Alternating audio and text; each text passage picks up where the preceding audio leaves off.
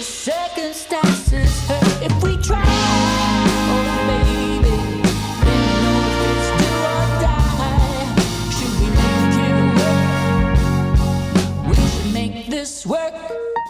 Or is it right to feel, baby? Let me know if it's do or die. We can make this work. We should make this work.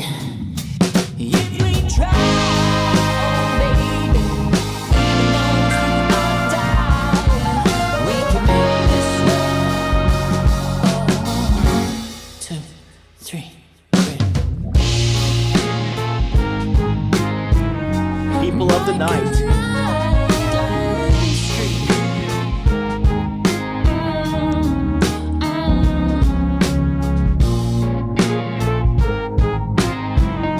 I won't let you walk without a thing. No, no, I got a girl. Yeah, I won't let you walk without a thing. We can make this work.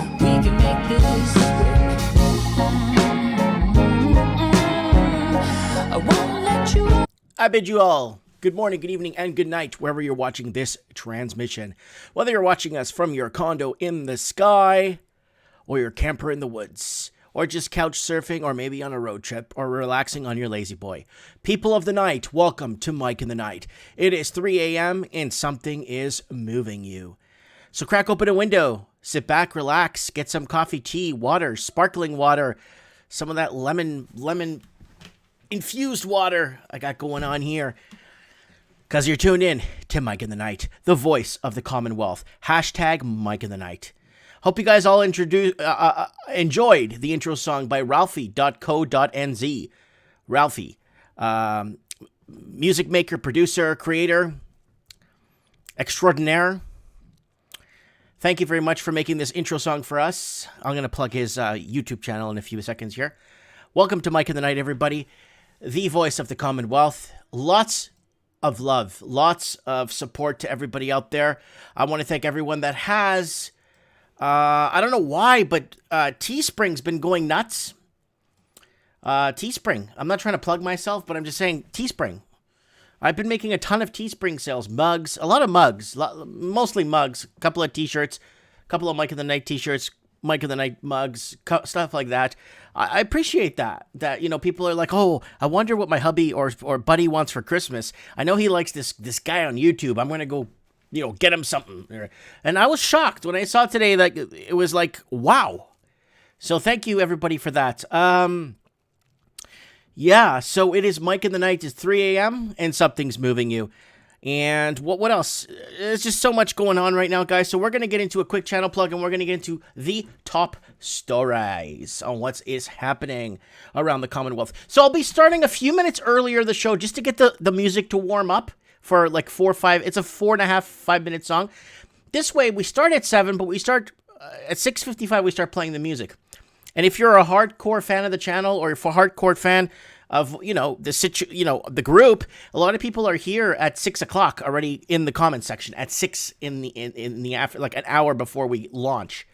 So people are already in the comments talking about crypto or jobs or wildfires or whatever's happening in their neck of the woods. It is Mike in the Night. All right, guys. I know I've said that too many times. So let's go really quick into a channel plug. All right, let's go to article scan here. Okay, guys, don't forget to subscribe to the channel and set your reminders to, don't forget, we got trends in the housing market this Wednesday coming up, and we got the COVID passport. Don't forget to set your reminders to the COVID passport. Do you have your COVID boarding pass?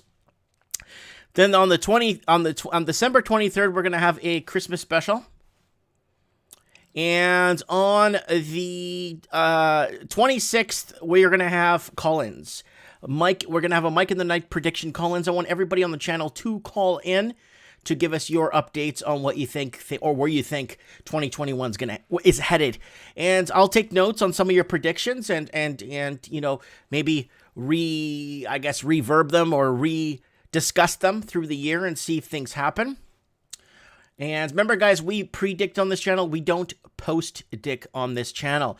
So, guys, don't forget to shop Teespring. There, I got a new logo up there. I got this new Mike in the Night mug. It's selling really well. And there it is right there. I don't know. They keep opening advertising to other places, but there it is right there. It looks really nice. Nice, hip, doing really well for us. I put it up 2 hours ago. Already sold like 5 of them. Thanks for whoever, buying this stuff. Okay, guys, don't forget to follow me on Facebook if you guys want to be updated on upcoming shows.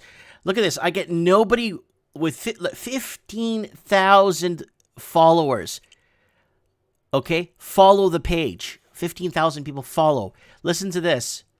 161 people reached on Facebook. This is for tonight's show, Mike in the Night. Facebook is really, really shooting itself in the foot.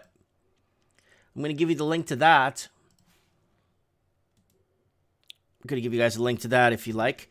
And then also on Instagram is the best way to reach me. Usually it's the best way for me to get it or to see who's who or what is what. Here's the Instagram, guys. You could follow me on there and message me on Instagram. Oh, we got Moby in the comments. We got people rolling into the comments.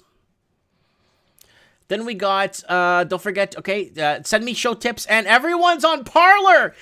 Guys, get on Parler. So I put the Mike in the Night here. Okay, it's got 41 views, but I only have 76 followers. Not 15,000. 115,000 like my Facebook page. So ratio-wise, this has more people could see your stuff on Parler. Get on Parler. Just send me a private message to let me know that you're on the channel so we could talk to each other. Lenny Pooh's on there. I follow her. I follow Jen Goods is on there. I think I don't know. Lord Humongous Matthew I think is on there. I'm just trying to think who is on Parler. Parler's the best. It's basically what Facebook used to be before Facebook basically turned into I don't even want to know what it's turned into. So Art by Dano, don't forget to check out Dano. He's a really cool guy. Art by Dano. Something different this year. Use promo code Mike in the Night, guys. Mike in the Night promo code for Dano. Don't forget to check him out. Also, guys, Ralphie. Hashtag stay cool, stay creative. Ralphie Co. New Zealand, guys. This guy, it's the intro song creator right here. And he also has Craig Cook featured on his channel from time to time. Guys, don't forget to check these guys out from our personal friends here on the channel from New Zealand. Our eyes and ears down under in New Zealand. Don't forget to check out Ralphie and please subscribe to his channel. Oh yeah, it is Mike in the Night. It's 3 a.m. and something's moving you. So what is going on, guys? Let's get into a little bit. Let's go really quickly into the chat, guys. Special thanks to just all the people. I'm getting a lot of messages. The I-10 Truckers Association or I-10 Truckers who have been sharing this transmission and listening to replays. Truckers who follow the I-10 route from Jacksonville to Los Angeles. That is a 5,000 kilometer, 3,000 mile route. Who listen to Mike in the Night, especially on replay, and some of the truckers catch us live. So I appreciate that, and that's growing. That movement is growing. Also, I want to thank our fans up in Reykjavik, Iceland, who watch Mike in the Night like crazy. They want me to make a Mike in the Night bobblehead. I'm like, really? You'll buy it? And they're like, yeah. So I want to thank everyone in Reykjavik, Iceland, who's watching the show. And Mike in the Night. Your English is good and it's easy to follow. Thank you. That means a lot to me, guys. Okay, so what else we got going on? So let's go into some comments here. We got people already in the comment section rolling into the live stream. We got Matthew from down under in Australia. Thanks for joining us. Linny Poo from Manitoba. We got Low Roller Scratcher from, I don't know, West Virginia, I think. Lord Humongous in Colorado. We got Big Rob New Zealand in New Zealand. And who else we got here from, okay, Matthew, Craig Cook, down under. Everybody, Commonwealth, voice of the Commonwealth. And one thing that's concerning me, guys, and I kind of want to bring this up on tonight's show, at the beginning of the show, so it get everyone's attention. I'm really concerned about something. I'm concerned about Canada's moving into very dangerous territory. Canada's been losing at chess in the world chess game horribly. Horribly. We're talking like, I thought Australia was one of the biggest chess losers on the world stage. If every country was playing chess, Canada would be at the bottom, right at the bottom in terms of losing its God-given rights. And what am I talking about? The freedom to discuss, the freedom of speech, the freedom of assembly, the freedom of the press. And if you know what's happening in Canada, we have state-run media here that's being bailed out by the federal government, right? So a lot of things have been happening with that, and I've been seeing the patterns and following the patterns, and it's very concerning if you're living in the Dominion of Canada.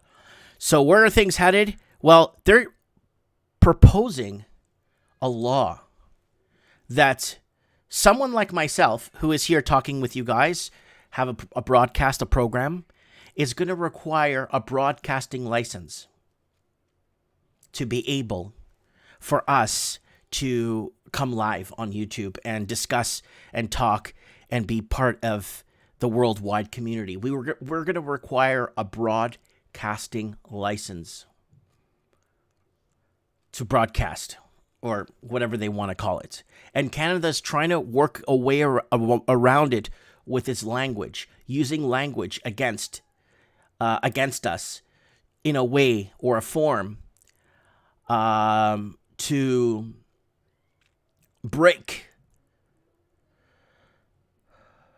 destroy the silence, to create more silence, and to destroy the assembly that we have.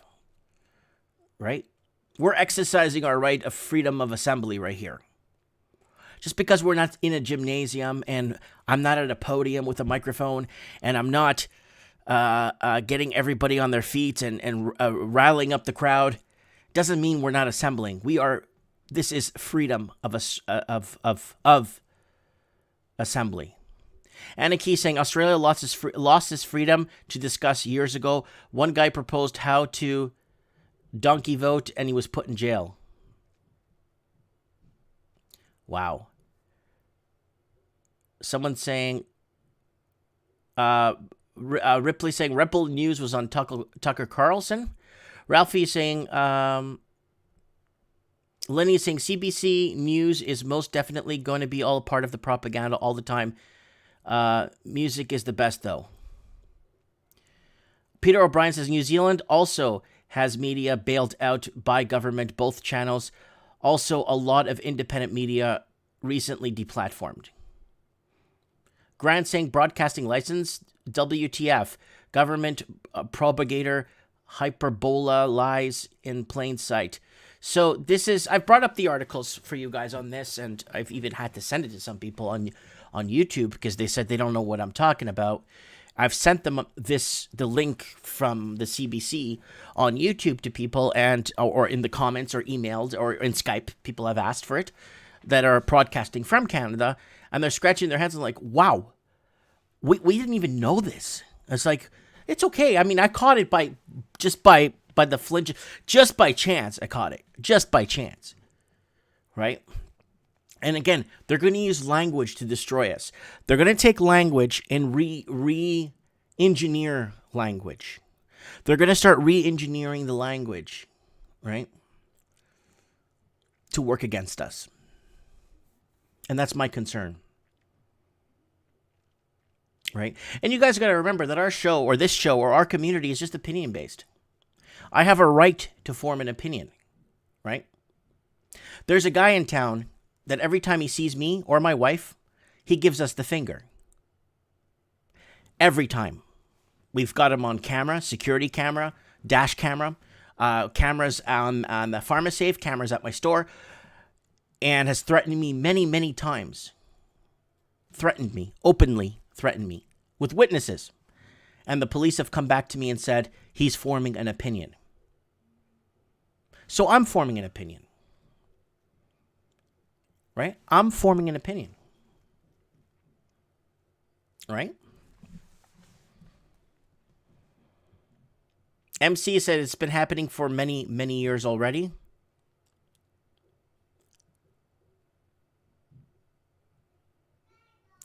So banks, Anthony Ruvalacaba saying banks are almost in sync to the decline in the 2,100 to 2,300 gold prices within next year.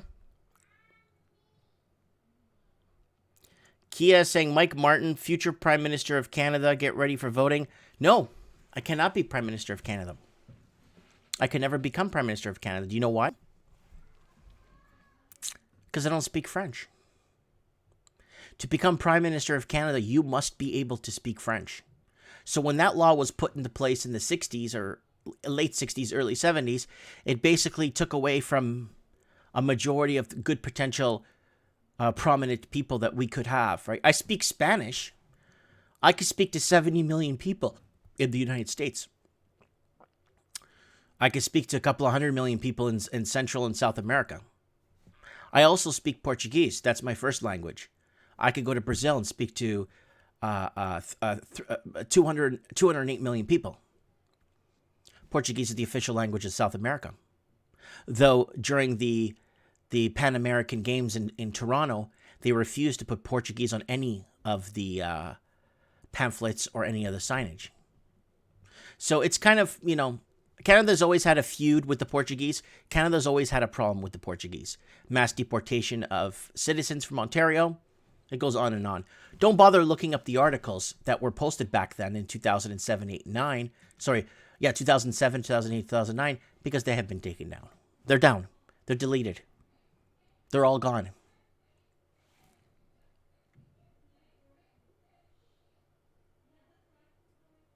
And Jay Smith says, that is right, Mike, and you must be from Quebec also, right?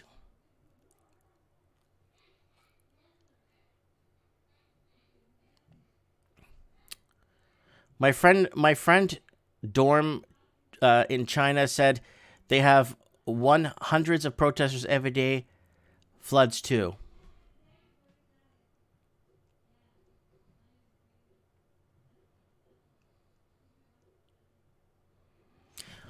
All right, guys, let's go into some of the top news, top stories of what's happening right now. Let's move over to article scan here, guys. Document scan. Document scan. Here we go. There we go. Some document scan for you guys. All right, let's take these glasses off because I can't see a damn thing with these things on. Okay. No, let's move on. Japan to develop new long-range missiles. I thought after World War II they weren't supposed to do that. But when there's a country in need, there's always a country there to sell you what you need, right? But they're developing these. That's very interesting.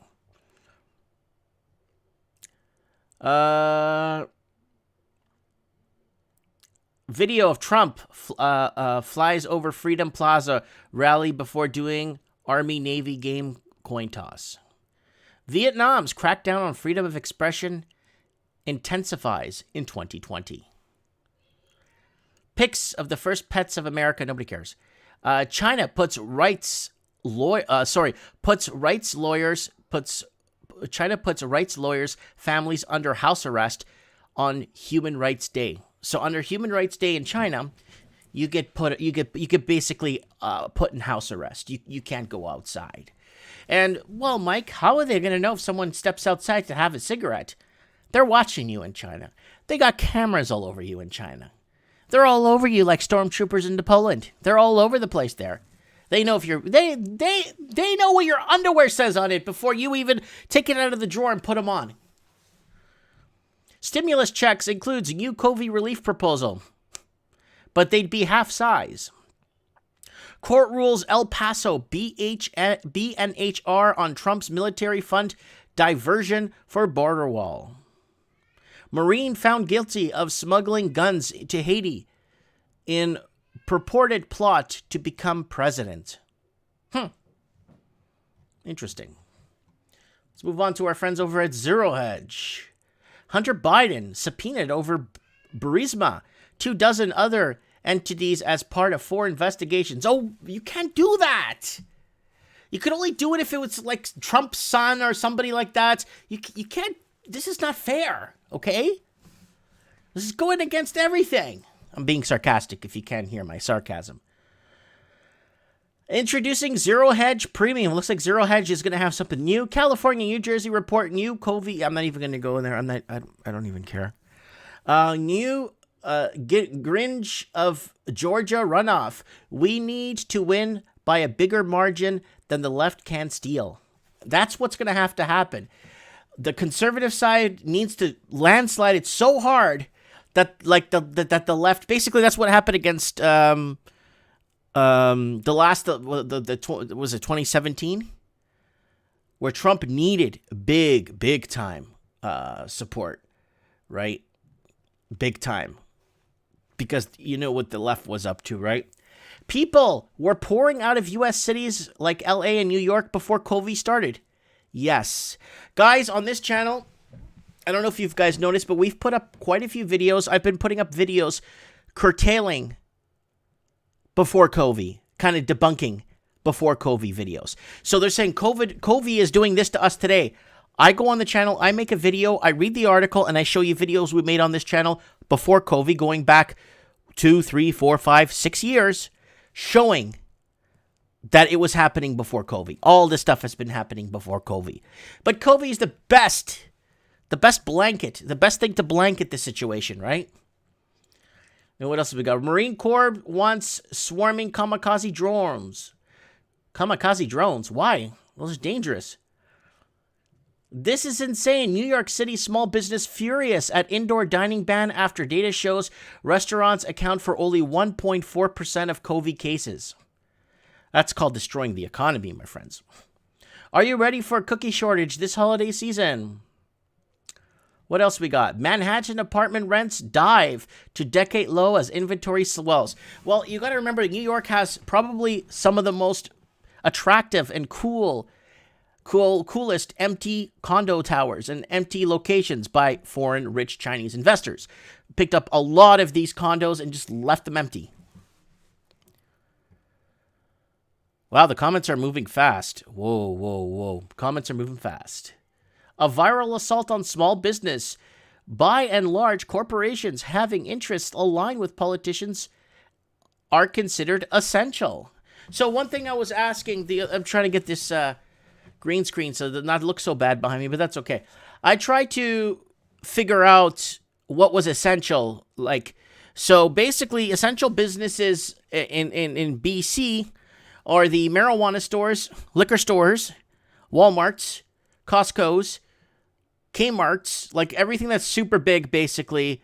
And again, liquor stores and marijuana stores are considered essential business here. So Hitting Stacks is saying mass exodus happening even prior to COVID. Exactly. Mass exodus all over. And we've been discussing this on the channel. And I made a video today kind of corresponding and crossing the T's and dotting the I's. All right, so what's happening? Let's find out what's happening here in Canada. Canadian military not training with Chinese Army Defense Minister says. All right. Canada's ties to China military underscore the weird contradictions in its foreign policy. Guys, if there's Chinese troops, we had Dr. Mysterio on a few weeks ago who was discussing this before it even became news here. I think he was in Massachusetts when we spoke to him. I've been trying to get a hold of him. He's not turning on his Skype, and I'm trying to get his attention here. He is not, I don't know where he's at. So I've been trying to reach him. I've been trying to get in touch with him. So now I kind of wanted to, he brought this up a few weeks before this became news, and he told us on the show before it actually became news or became picked up by any media outlet. So it's, sometimes it pays to watch this show once in a while. It kind of gives you a leg up. So there it is right there. So training exercise kerfuffle shows how badly Canada's policy needs fixing. So there have been troops, apparently. The past week also marked 2 full years of captivity. There's nothing here. Let me see what else here. Let's see if I could find here. So this is it. If the Chinese are training on Canadian soil or on Canadian grounds, the problem with that, actually, it's really not a problem if you want to get really frank and technical about this. It isn't. Because Canada is an autonomous Chinese region. I don't know if you guys understand this. So is, who else is an autonomous, Australia is an autonomous Chinese region. So is New Zealand. All these countries are autonomous Chinese regions. China has enormous influence in Canadian, in our water companies, in our ski resorts, in our hotels, in our towers, in our housing. I think they own 1 out of 3 homes here in Canada. Like, they have a huge influence. China plays a huge part in keeping Canada's economy afloat, right? We export homes to China. So does Australia. So does New Zealand. So does the UK. They export homes back and forth. They don't export them, like mail them out. They just build them to sell them to foreign investors that bring in with deep pockets and have lots of money. That's just what's happening too. USA too, says Laurel Scratcher. Yes, USA too, but that's just Oregon, Washington, California, Massachusetts, Illinois, and Massachusetts, Illinois, and like areas like that, and New York are very open. Basically all the blue states are open for business. Come and buy us out and leave our towers empty, leave all our condos empty, leave everything empty and buy it and leave it empty. And that's basically what has been happening here in English speaking countries, right? Where it's a free market. Come in, invest what you want to invest, do what you got to do, just do what you want in our country, basically. Right? They try to buy one of Brazil's biggest telecom companies. They own a couple of Canadian biggest banks. The Chinese do. They have huge influence in everything. So when someone says, Mike, are you going to report on the Chinese doing military drills in Canada? What for? It's their country. It's becoming their country. Now, we went over this many times on the channel. It's very simple, right? The people that live in Mexico are... Oh, hold on. I'm going to say this. The people that... Mexico. People that live in Mexico are... Mexican. There's a border along the U.S. and Mexican border. Why? Because the people that live on the opposite side of the U.S. border are... Mexican. The people in... Mexico. Speak Spanish. Why do we leave that territory alone? Because it belongs to the people of... Mexico. It's Mexico. The people that live there are Mexican. Portugal is Portugal because the people that live there are Portuguese. Very simple. But when the people in Canada aren't Canadian, or they're slowly being phased out, or bought out, or not having kids because they can't afford to, it basically becomes what the country... Canada basically becomes what the country is made up of culturally. So is Australia. All those countries become culturally made up of their cultural makeup. That's very simple, right? That's just what it is. And people need to get on, need to understand that, right? So if Canada keeps importing wealthy immigrants, then by 2025, 2030, they're going to change our official language over. They're going to start changing things. They're going to add a second language. They're going to get rid of French. They're going to start changing things, right? So people need to understand that. Countries are made by cultural makeups, right? Russia is Russian because people speak Russian, right? Russia's not Russia because,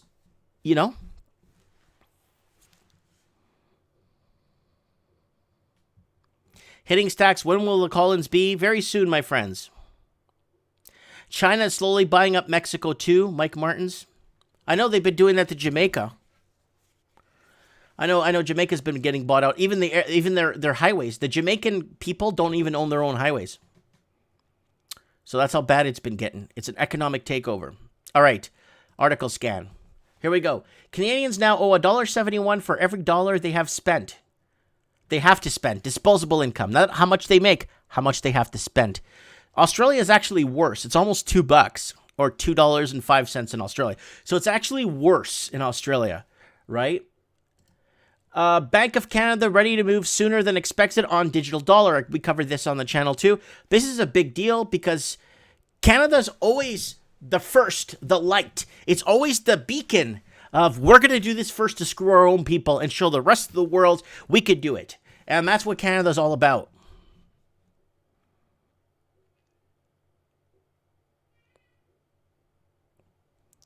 Big Rob New Zealand in the comments saying New Zealand will be an Asian country in less than 20 years. Craig Cook says agreed, Rob.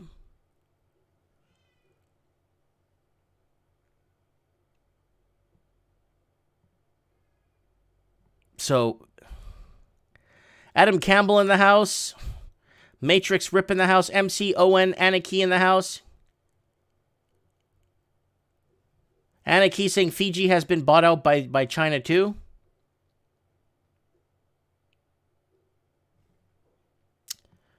All right. Okay, let's move on here. China puts, oh, I already read this for you guys. China puts rights lawyers and families under house arrest on Human Rights Day. And this is what I don't like. I don't, step out and, go next door and pick up a sandwich or something. You can't even do that during that day if you're a human rights, you know what I'm saying? Ontario says, this is from Canada, guys. Pay attention. Ontario says people may need to show proof of vaccination cards for certain activities. This is dangerous. Very dangerous. All right, let's see what else we haven't. I covered this today on the channel. On an ominous sign. Americans have begun stealing food to survive. We're not talking about Americans that have been homeless for 2-3 years. We're talking about Americans like your day-to-dayers. The people you see on the street. Some of the people you see that are looking like they're living the high life. But they're not. A lot of them are stealing food to survive. And it's been happening for a long time now. And down under in Australia, COVID crisis heightens. Fears of bank deposits could be wiped under ambiguous laws. So what are they talking about? Imagine you woke up to find one day your bank account has been wiped out. Your entire life savings has evaporated overnight. But not because of some anonymous fraudster has stolen it. It happens because the very banking institution that regulators have repeatedly told you unquestionably strong has faltered. The bank has taken your deposit and converted it into shares to ensure its own survival. So banks will be hands off Cyprus. Yeah, this is another story. This is something we'll be talking about in the show here. So we are talking about bail-ins tonight. Bail-ins. Why banks? So let's talk about bail-ins, guys, and then we'll have some people call in about bail-ins. Tonight is about bail-ins. They're coming for your money. So why am I bringing the? Why is this important that I bring this up? Well, here it is. Let's start here. Let me close a few windows here for you guys. Why are bail-ins important? Well, here it is. None of us have a crystal ball, but economists like Ben, like Doug, have been pointing out that some Canadian households, and it tends to be the better off households, do have quite a lot of money that they've saved because there hasn't been that much to do in the pandemic. And certainly... So what she's talking about here is that people have money, and some people have saved money and have been sitting on their money. And it would be great if that money could go towards driving our recovery. And so driving the country's economy. Linny Poo, thanks for joining the channel. New member. I want to make an offer now to all of your listeners.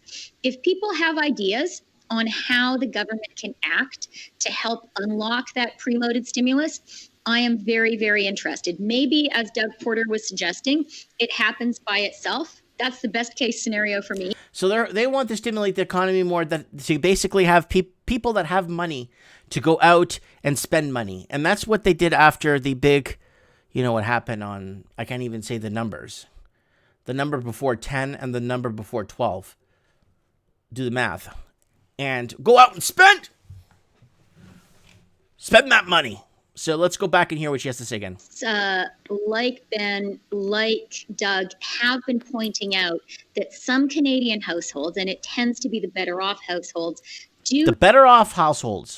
have quite a lot of money that they've saved because there hasn't been that much to do in the pandemic. And certainly it would be great if that money could go towards driving our recovery. And so they're talking about removing the money So we got somebody in the comments saying Canadians won't do F all. No. This is, we're talking about bail-ins now. There's laws that have been passed in Canada for many years ago. We'll get into the laws that were passed to allow bail-ins, right? I always thought that New Zealand would be the first country for bail-ins. I always thought, because New Zealand is, I thought Australia was going to be the first one to fall for the housing crisis. And I always thought New Zealand was the first country to go with negative rates, digital currency, and bail-ins. Because it's a smaller population, it's easy to control, it's an island, and it's basically, and they have the right government to do that right now in place. So I would have thought New Zealand would have been perfect ground to announce these things. So let's go back and listen to what she has to say here. And I want to make an offer now to all of your listeners. If people have ideas on how the government can act to help unlock that preloaded stimulus, I am very, very interested. Maybe, as Doug Porter was suggesting, it happens by itself. That's the best case scenario for me. But if people have ideas on how we can really, try to unleash that, and particularly unleash it in the parts of the Canadian economy that really need support. That is the scariest thing I've heard in a while. Tourism, hospitality, domestic services. Let me know. How are you supposed to put money in tourism when all the hotels are being converted into immigration shelters? It doesn't make any sense. It makes no sense at all.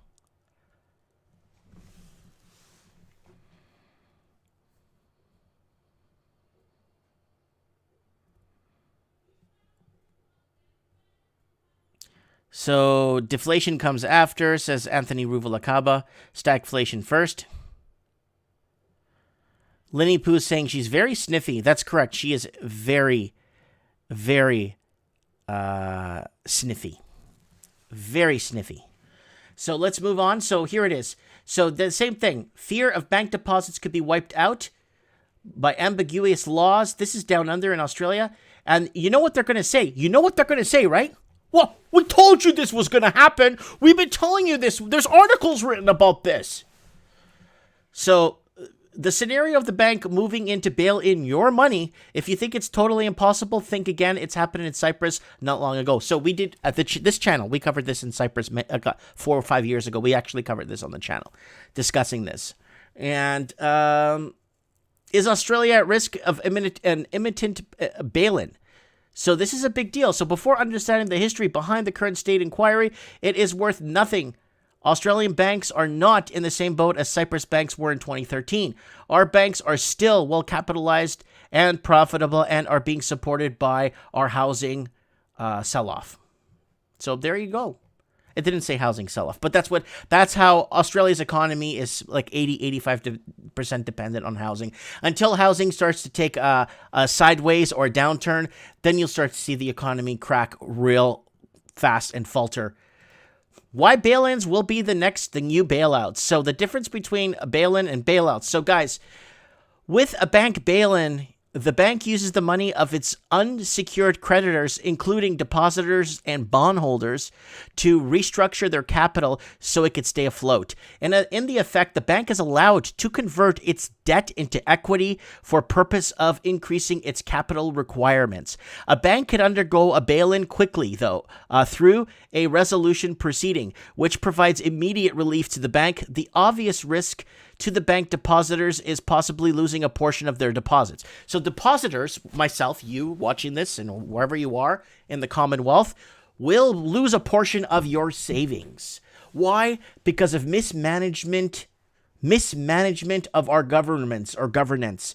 Our governments have just mismanaged our funds so badly, putting it in the wrong places, investing it in where they shouldn't be investing it, and basically selling us out in the process to rich investors. And then now, on top of all of that, they want to take your savings.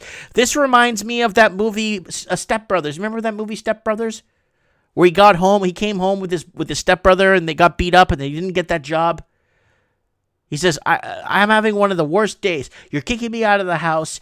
I had to eat dog poo, and I had to, and now we can't watch TV, and this and this and that, and this and this and that. It's basically everything rolling over us like a steamroller, back and forth, just making its way through us, over us. Anthony says, banks could take your stocks too. Realistically speaking, most stocks are issued in what's called a street certificate form, which means the stock is held in the name of the bank. So, but credited to your account.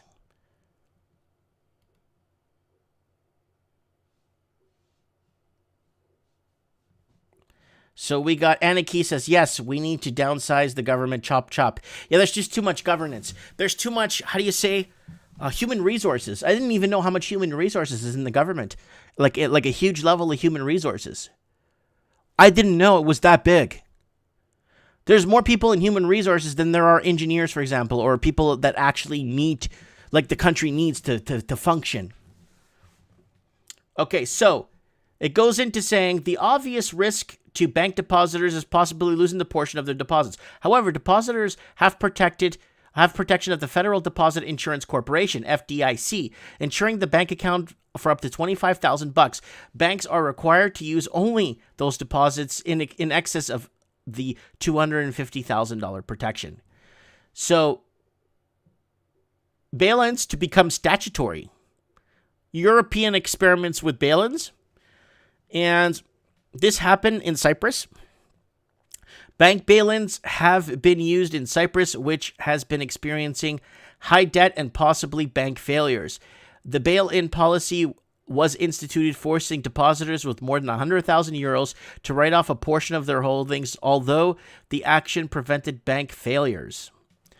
It has led to unease among the financial markets in Europe over the possibility of the bail-ins may become more widespread. They're going to have to do that. If housing fails, banks fail. Banks fail, you lose your money. That's basically how it works. When the economy is so heavily... Look, okay, Venezuela economy is not doing good right now because they were heavily dependent on oil. Oil is below $50 a barrel. We know this, right?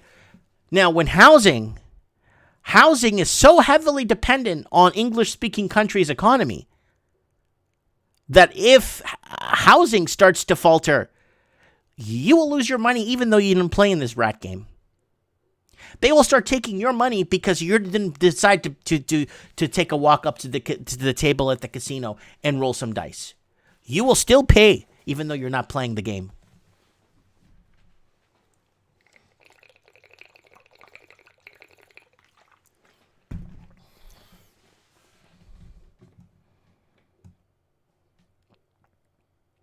So we got Amy in the house. Amy Burr. Anna Key is saying, no, you can take physical gold, must be registered to the government, 5K worth, and the loophole, haha. Okay, guys, I kind of want to bring this up. It's kind of important. If you're living in Australia and Canada, this is actually very important, and the United States might implement this too, so pay attention, guys. They are looking to do something very interesting. They're actually, when you have you got your tax return, right? They're looking at doing a long form tax return. Okay, StatsCan and all the different countries are looking to do a long form tax return. And what they want to do with these long forms is they actually want to ask you how much money you have in the house, how much gold, silver, how much in jewelry you have in the house. They want to ask you personal questions about how much your furniture is worth. They want to know everything. They want to know what you have if you do a long tax return. We haven't done long tax returns in Canada in many years now. But they're going to want to start doing that, and they want to start implementing and asking who is vaccinated in your house, who is this, who is that. And you know what they do? If you lie on there and they find out, or they think you're lying, they don't even find out. They just think you're lying. They'll just take your assets away. They'll take your house. They'll take your bank account. They'll take your car. They don't care. Oh, you lied on your tax return. That's a federal offense. But even though paying taxes should be against the law, being taxed,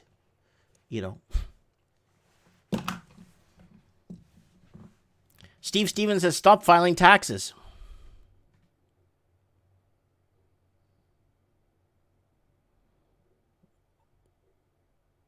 And they're also looking at filling out 17 pages of forms when you buy more than $1,000 of gold or silver.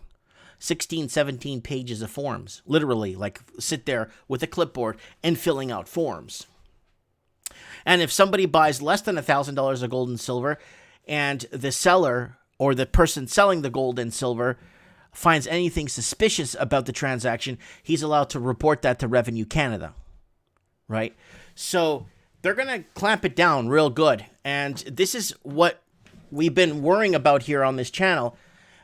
What we thought or what we've been talking about may happen is happening, right? All right. Oops, that was Ralphie. I'm going to call him back in a few seconds. And yes, let's go real quick and finish these little articles here. Yes, bank and LVB cases are bail-ins preferred by the RBI in its rescue acts. So this is the Reserve Bank of Australia. No, is it Australia? Reserve Bank, RBI, there it is. Yes, they can go in and jump in and take your money if they want. So here is Trudeau here defending. So listen to this, guys. Pay attention, because this is coming to a Commonwealth near you. Pay attention. Canada has informed banks and credit card companies that it expects them to hand over personal financial data of at least 500,000 Canadians without their knowledge or consent. So they want to start getting information from Canadians. So this is, oh, Mike, but I live in the States. I'm safe. Yeah, right. You guys just had a change in government. Your media select government. The people, I mean, the media selected your government down in the States. The fake news selected your government in the States. And you think this is not going to happen in America and this won't happen in Australia? Pay attention. Even worse, banks won't be allowed to inform their customers that the government is following every single one of their transactions. With a long history of government privacy breaches, Canadians are rightly worried. Why are the Liberals collecting the personal data of Canadians without telling them? Honourable Prime Minister. Our government is ensuring that the personal data of Canadians are protected. I don't want to hear his defense on that. All right, so Canadian bail-in regimes from the Tories from the 19th of October 2018. Canada Bank Recapitalizes on bail-in regime have officially taken effect. The bail-in regime, which came into effect on September 23rd, allows for expedient conversion of certain bank instruments in regulatory capital. The highly unlikely of they're just going to take your money and keep the banks going, because the banks sold out to the highest bidders. Our government sold out and competed for rich investors, and we're paying for it. We're going to pay for it in the end. All right. Bail-ins, guys. Tonight's topic, bail-ins. Let's get Ralphie on first.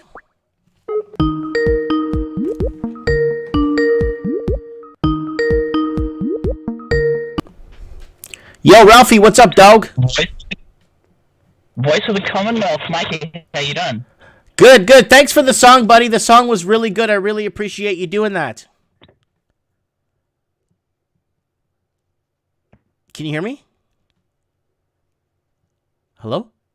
That's awesome. And just a disclaimer, Mikey, that is royalty free for you to use.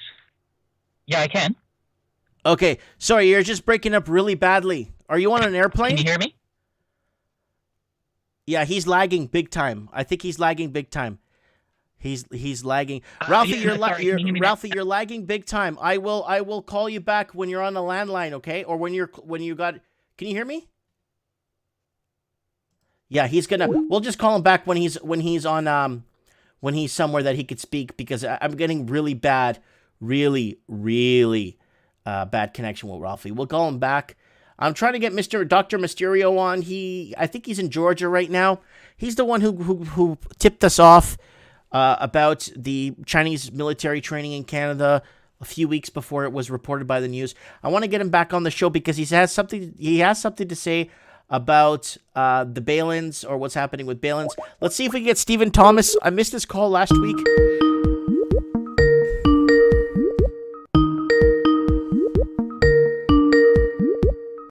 Hello?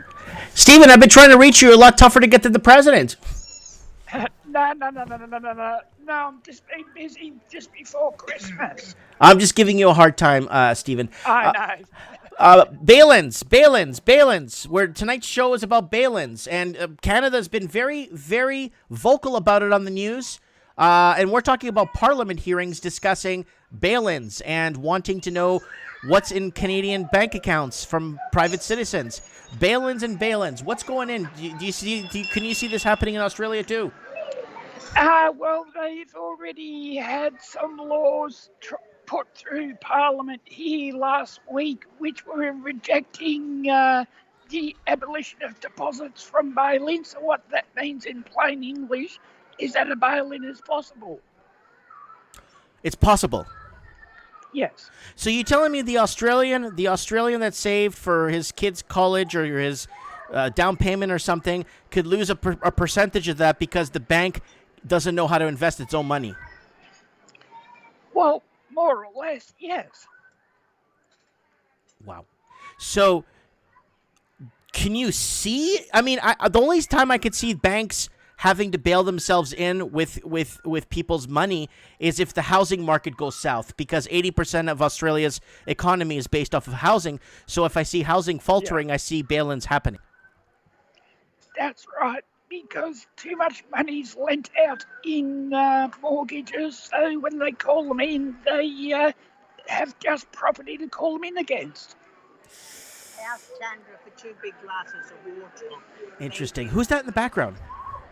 That's my mother. Oh, I'm sorry. I'm sorry. I didn't know you were out with the No family. worries, we're out for a coffee. Oh, good for you. Good for you. So is there anything else you want to tell us about these bail-ins, or something we should worry about, or something we should know? Yes, bank accounts in do-it-yourself pensions or superannuation funds are also at risk. Okay, so people's like 401ks, superannuation. Yes. Okay, RSPs. Not the retail and the industry funds, but the self-managed super funds. Wow. That is very, very, very dangerous. But then what happens? Yes. What happens to the person that loses that money? Do they get some sort of coupon at the food bank, or what happens then?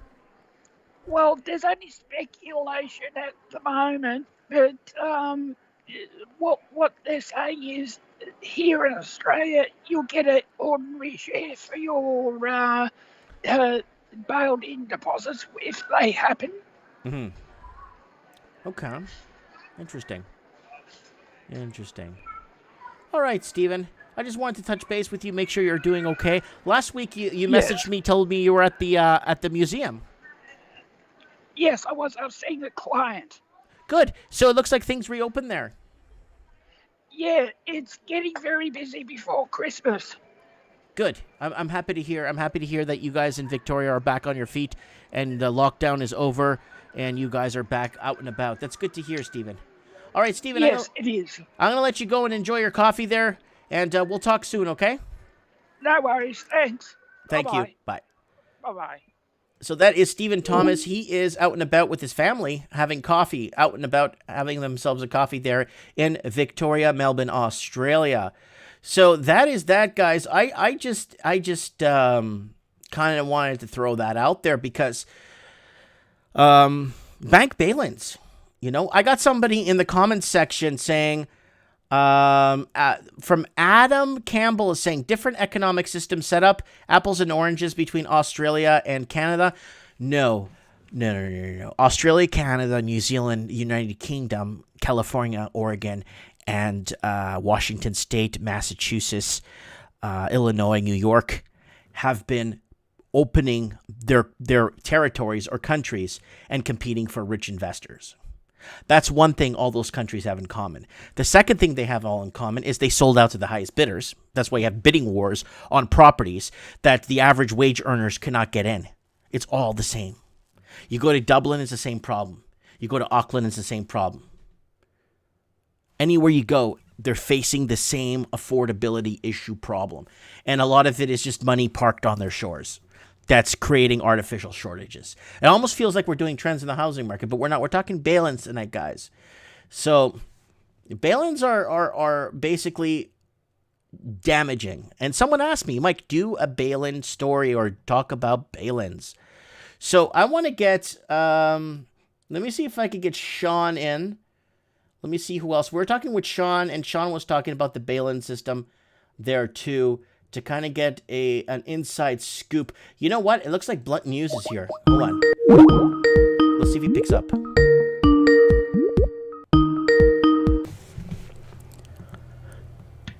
Yo, Blunt, what's up, dog? What's up, Mike? Nada. I just wanted to call you because you guys did a video on your what's that called again? The D-Live. D-Live. That's, I keep forgetting that name. You guys did a live stream on D-Live discussing what that lady was saying. We're looking at bail-ins. What do you have to say, man? Bail-ins. I mean, it's going to be a thing, and it's going to be one of those things where they tell us later, like, we told you about this. This is not a secret. Well, yeah, they wrote it in the Economic Action Plan back in just after the crisis. I don't know, 2012, 11, something like that. It's in our Economic Action Plan. I was up in arms talking about it when it was happening, but nobody pays attention to that. We all know you're not supposed to have much money in the bank, anyways. You can't trust these people. But what do people do? But what do you tell the guy that's been saving for his kid's college or saving for a down payment to buy a house? Then what happens then? You need your money in the bank to buy for the bank to see that you have the money to put a down payment. What happens to those people? Well, if they're not ready to buy a house, I would put that into an asset, some other asset, until they're ready. Maybe gold or silver or Bitcoin. Right. I like your Bitcoin ceiling, by the way. It looks really nice. Yeah. That looks pretty intense there. I'm liking that Bitcoin ceiling. Yeah, I just found it online, so. Nice. I don't know. You wanted me to talk about Bitcoin, that's why I just put that background in. But some of the people that wanted me to talk about Bitcoin, I don't see them online today, but that's all right. They'll see the replay. So she's saying that all the well-to-do Canadians or households that are doing well, we need to get them to spend or put their money into Canadian sectors that are new. Like, what the heck does that even mean? She's saying that at first she's saying that she wants us to spend, or she wants to figure out a way to entice people to spend the money, but then she starts sounding like she wants to direct where that money's going, right? So they just want pure theft, take it out of your bank account and do what they want with it. So what do? You don't keep what's Canada insuring right now? 150,000? 61,000? Oh, is it only 61? Yeah. My goodness. I don't know. I wouldn't keep more than 3 to 6 months of fiat in the bank. Just buy an asset. Buy Bitcoin. Buy gold. What's the big deal? I mean, you can hold on to a bar of gold for 10, 20 years. It will appreciate for sure. You get better return on it in thinking 20 years than you would, unless you bought it in 1980, because that's when gold spiked through the roof when we raised interest rates. Yeah. And you'd still be at a loss today if you bought it in 1980. But yeah, look it up. Look at what gold spiked to in 1980, and then see how much you'd be up today. You'd be in I thought we hit all-time highs this year, didn't we? Huh? I thought we hit all-time highs this year. No, not all-time highs. I'm just saying it went pretty high. It went up to like $1,500-$1,600 in 1980. Mm-hmm. It went up to crazy levels. No, it went to $300. It was at $400 an ounce in January, February 1980, and then by April, May, it was at like $1,200. Yeah. Well, when things are unstable, people run to gold and silver and land, and nowadays Bitcoin. I mean, somebody's saying to buy property somewhere. Yeah, but property, you got your counterparty risk. You got to trust your government. Yeah, that's right. And there is no counterparty risk with some of the other assets, or at least not as much. Okay, which leads me to ask you this one question. The long-form tax returns. The Liberal government is looking at doing long-form tax returns where they're going to ask you, basically they'll ask you how much gold and silver, jewelry, how much assets you have in your house. And you know what happens, Blunt, if you lie on that and they find out, they'll just take all your stuff. You know that, right? You know they will, right? I feel like something's gonna happen in Canada here pretty soon. Something's got to happen because they're just out of control, man. They're like, it's every day another piece of news that this government's doing something incredible that you would never think would happen in Canada, right? A lot of people move to this country for freedom and to work and to, raise a family, and now they're just trying to cripple everybody Like she wants the wealthy people with money in the bank, pent up money in the bank, they could use that to, show us your money and why don't you use it? Like, I'm trying really hard not to swear here, man. That woman is something else. My goodness. And what about your friend? Your friend came on, and the second video I showed, where that one guy was asking about giving over information of banking and following every transaction that person's making. Yeah, we saw reports about this earlier in the year that they were talking about it. Well, now they're doing it. I don't know, man. I wouldn't don't put money in the bank, for goodness sake. Like, they're coming after it. They're telling you they're coming after it. They're changing laws to come after it. They will come after it. Okay, wait. MC has a good question. What is their reason for wanting to know that? Why do they want to know how much money we have, what we're buying, what we're spending? What's the what is it for? Is it so they can sell us something on Amazon? Coming out of middle class, anybody who's coming up, they want to cripple them. That's what's happening. You can't have a communist dictatorship if you have too many, wealthy people in society. It won't work. They'll use their money for influence and they'll raise a stink. But if you can cripple everyone and bankrupt everyone, communism's a lot easier to implement when people are starving, right? Did you see the article I brought up 10 minutes ago? Americans are being prone to Americans, and we're talking about middle-class Americans that work full-time, are starting to steal food to survive. Doesn't surprise me. Was that on Zero Hedge? I think I saw that. Zero Hedge. Yeah, I read it earlier in an independent video to kind of discuss that, and America's like turning into a third world country. In Washington, like in DC right now, there's street fights going on like you wouldn't believe, man. I don't, and Trump is kind of he's telling his followers that let's do this, right? So this is not going to go away. I think it's just going to ramp up right into Christmas and the New Year. What's the date that officially, the guy becomes president? The 14th, is it? Yeah. Yeah, so I don't know. We're getting close, so be interesting to see what happens there. That's crazy. Every day is something else, man. I know. I can't believe this world the way it's going, and it's all in the name of globalization and progressivism. We didn't have these problems before these kind of ideas entered our universities, right? Mm-hmm. But again, I don't know who it was that said it, but if you allow me to, educate the children, I care not who makes the laws. Mm-hmm. I think that was I don't know. No, I care not who you vote into your who's in government. Let me own their banks.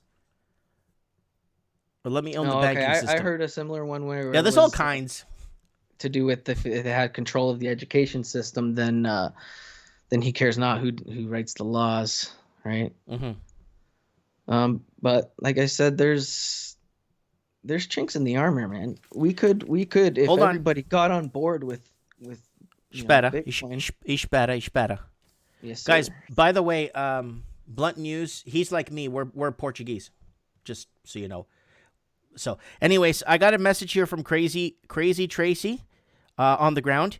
She messages me and says, "Hey, Mike, insider information. Tell your friend Blunt that on the long form tax returns, they'll be asking crypto questions, crypto holdings, and crypto information to be disclosed on long form tax returns going forward 2021." That's from Crazy Tracy. Crazy Tracy's been 100%. If you're buying off Coinbase, if you're trading on Binance, if you're on these platforms that report to governments, absolutely, you got to claim your stuff. You're just asking for trouble, right? But if you have old Bitcoin or if you're buying it with cash, what are they going to do? How are they going to know? Where are they going to find out? You know what I mean? It's technically impossible. How would they ever find out? If you generated a wallet offline and you bought your Bitcoin with cash, how are they supposed to know? No, I understand that, but if listen, how Bitcoin is like a huge technological advancement. One of the biggest ones we've had in 20 years, at least with in computer science. and okay, it's a digital money, but you can leave. You can't just like say, oh, okay, that's like comparing the internet and saying the internet is like a new phone. Well, we all know the internet was not a new phone. It changed the world as we know it. And I think Bitcoin is going to be the first thing. And this money thing, how we're using it for value transfer, this is just the first application. It's Bitcoin is a currency right now. Well, but it's being tracked on if you go into any financial source, they tell you what the price of Bitcoin is at any given time. So it's obviously being tracked and it's being taken serious. Absolutely, and you got financial institutions entering the game, and billionaires buying ridiculous sums of Bitcoin right now and believing in it. And there's a reason they do, and it's because I think they understand that Bitcoin is not just the money was the first application. That's all, right? You have to understand it's stateless, and it's not run by a bank, man. It's a network of international payments and a value transfer. You can basically, you don't have to rely on government or banks to send money. It's completely decentralized. It doesn't rely on any government or bank. It's never been. And the middleman's gone. Yeah, and this has never been achieved in all of human history, where that's why it seems very revolutionary to me. You can send Bitcoin from anywhere in the world to anyone without asking government or banks permission, basically instantly and very cheaply, securely, for a very low rate. And the main thing is it solves this big problem that computer scientists had for many years, since like the 1970s. It's called the Byzantine generals problem. And this is like about getting consensus and agreement without a central authority, right? Right. So when it comes to currency and having a digital currency, the issue is the double spending. So what this means is like someone spending the same digital currency twice, right? More than once. So that's known as the double spend. And for digital currencies, that's a genuine problem, right? And it's a possibility as well. So how did Bitcoin solve this? The solution is what they call the Byzantine fault tolerance consensus algorithm or something like that. And the algorithm allows the system to make like a uniform decision. Right. So even if there's corrupt elements present within the network, it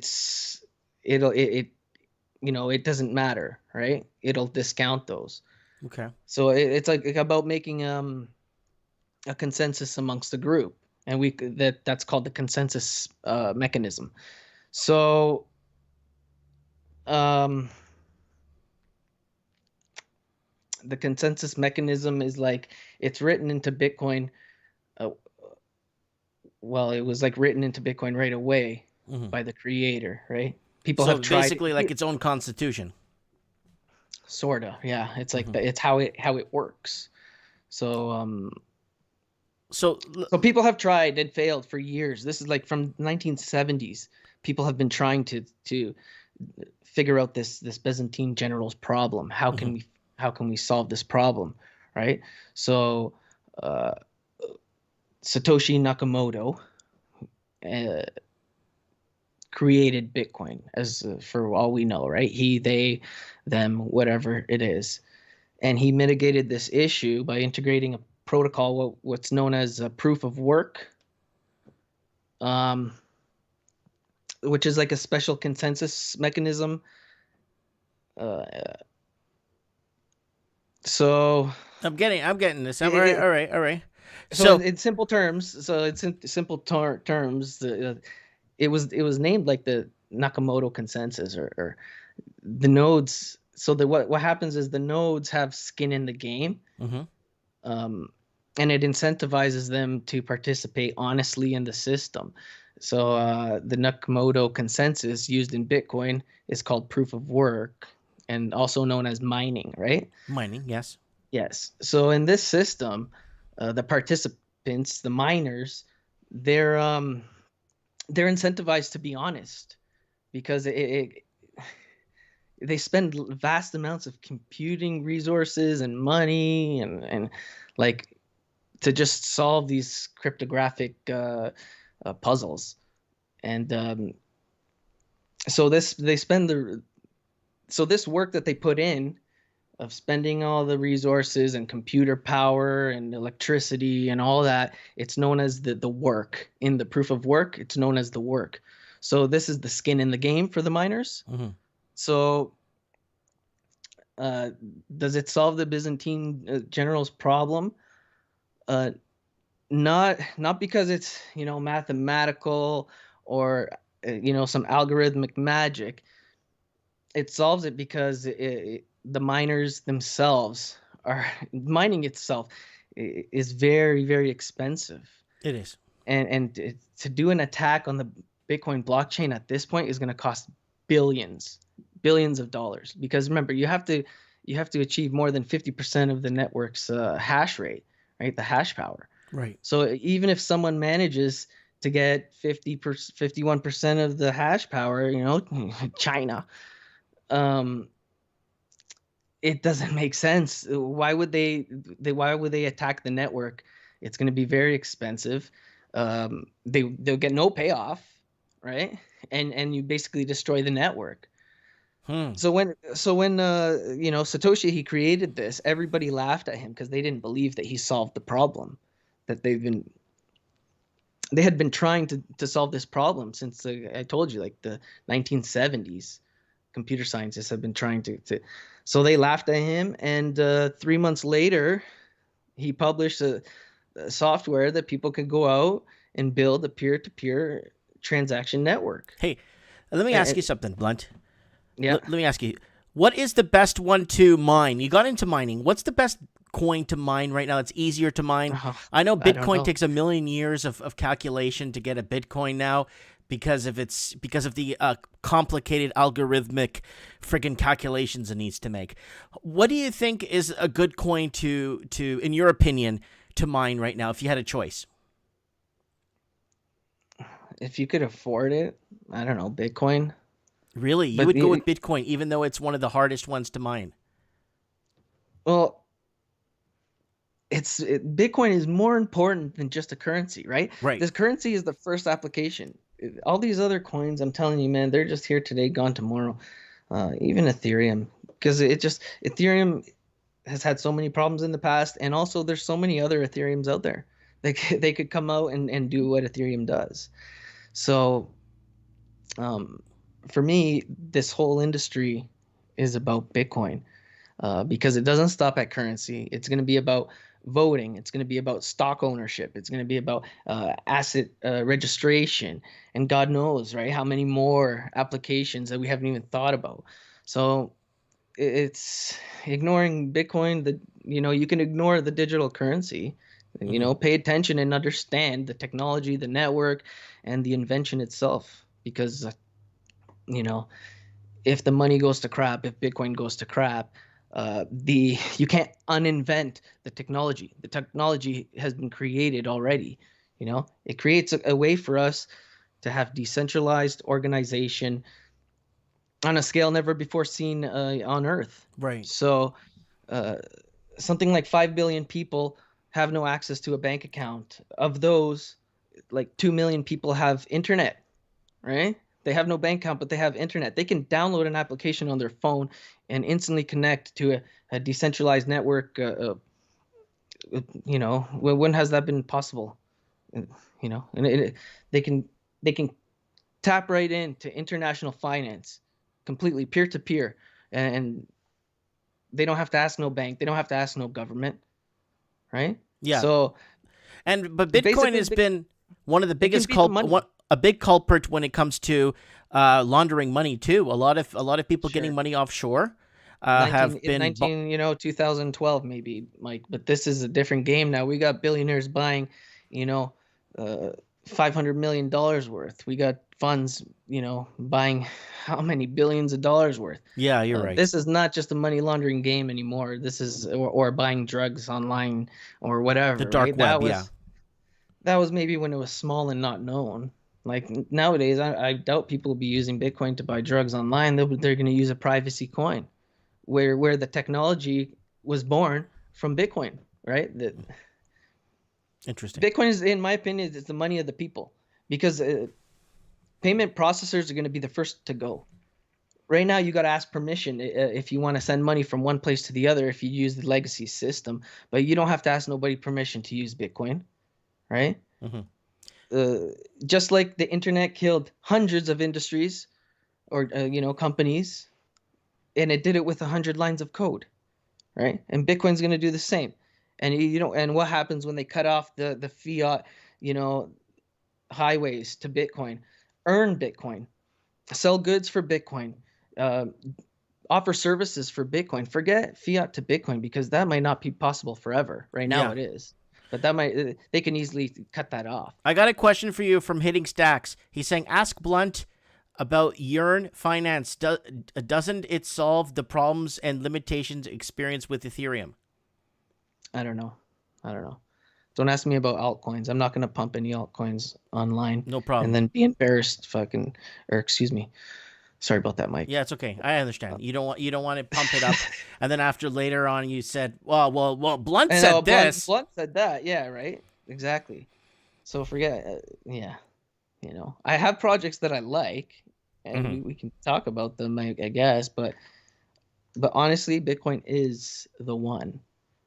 All right. It's the slowest. It's the shittiest. It's the most expensive to move money with. But it's the first to the game, and it's the one that has adoption, and it's the one with the hash rate.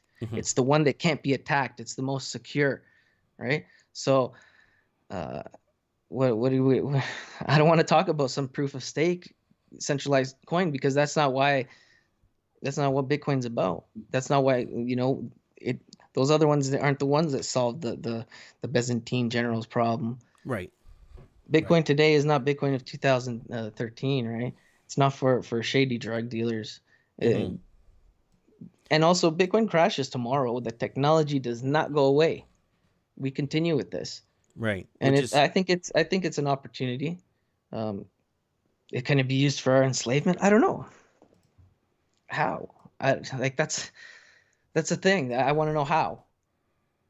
Yeah, how could it be used for enslavement? That's right. If it's an open network for everyone to use around the world, where we can't be censored. For example, if YouTube wants to censor you, they censor you. But if you're on a decentralized platform, which D-Live is not, but there's others out there. A blockchain platform, yeah. Yeah, right. So like I said, it's about the technology. It's not about making money, big gains. I understand. So if the whole world we can have organization without centralization. That's the first time we've had this in human history. And if you want to say that this is some kind of plan, okay, we can entertain that idea, but where's the proof? Right. Give me some proof of that. Didn't your former Prime Minister John Chrétien say the proof is the proof, and you don't have the proof, you don't have the proof? Do you remember that? I don't know. Maybe I'm not old enough for that. Yeah, he said that. John Chrétien says the proof is the proof. If you don't have the proof, without the proof, you don't have proof, and it can't be proven. So he's right. Anyways, okay, Blunt, I'm gonna let you go. We've been talking for a good while now. Tomorrow night, 11 o'clock. Can you leave me the link for tomorrow's stream? Yeah, I'll grab it right now, and I'll put it into your Skype. Yeah. As soon as I hang up the call, because I don't see you here. Okay, no problem. Okay, thanks a lot, Mike. God bless you. Atelog. Bye.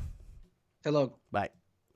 So that is my man Blunt News there out east, and he is Portuguese.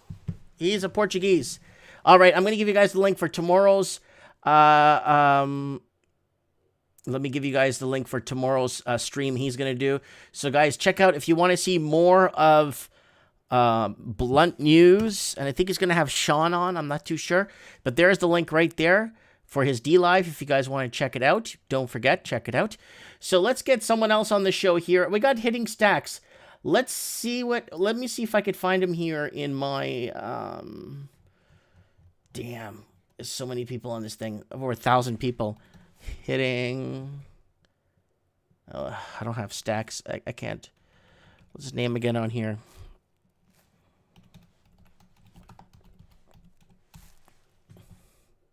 No, don't have him.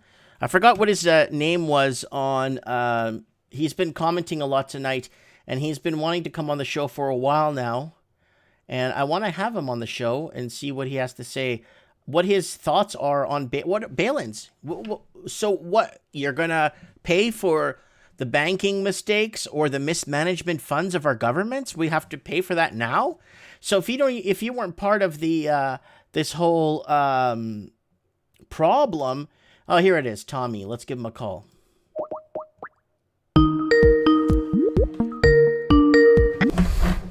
Hey Mike, can you hear me?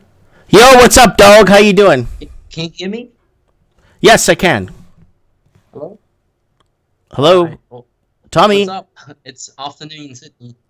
Okay, good afternoon. How are you, my friend? I'm fine. How's everything, Mike? Everything's going fantastico. I know you were in the middle of a move. Okay, bank bail-ins. No, I moved like last month, so just settling down. Yeah. Good. You finally got out of Sydney? No, I'm actually in Sydney, but a little bit further. Well, it's in Sydney, but more in the suburbs. Good for you. Very cheap. Because in Sydney, it really depends on where you live. There are like suburbs that are really cheap. Okay. Well, So tonight's it's good. It saves me a bit of coin. Yeah, saves me. Yeah. Okay, tonight's topic is bail-ins. Now, we did read an article from Australia that your savings could be wiped, or a portion of your savings could be wiped with bank bail-ins. Right. So, what do you think? What do you think the government will guarantee you about 250k AUD? So that's about $250,000 Australian, which is worth about 210, 220 Canadian, and roughly around 185,000 American. Yes, 160 to 180 US. So that will be guaranteed. So you won't lose that, but you won't really earn. And in the comment section, I said if you put 50 to $100 in, let's say, any crypto, you will get a higher return compared to putting like 10 grand or 20 grand in term deposit or in bonds. That's how bad it is. Term deposit, you're not even hedging against inflation. Yeah, you're not hedging. So technically, you're already in negative interest rate. So realistically, we've been negative interest territory since like 2013. And this is a conservative estimate.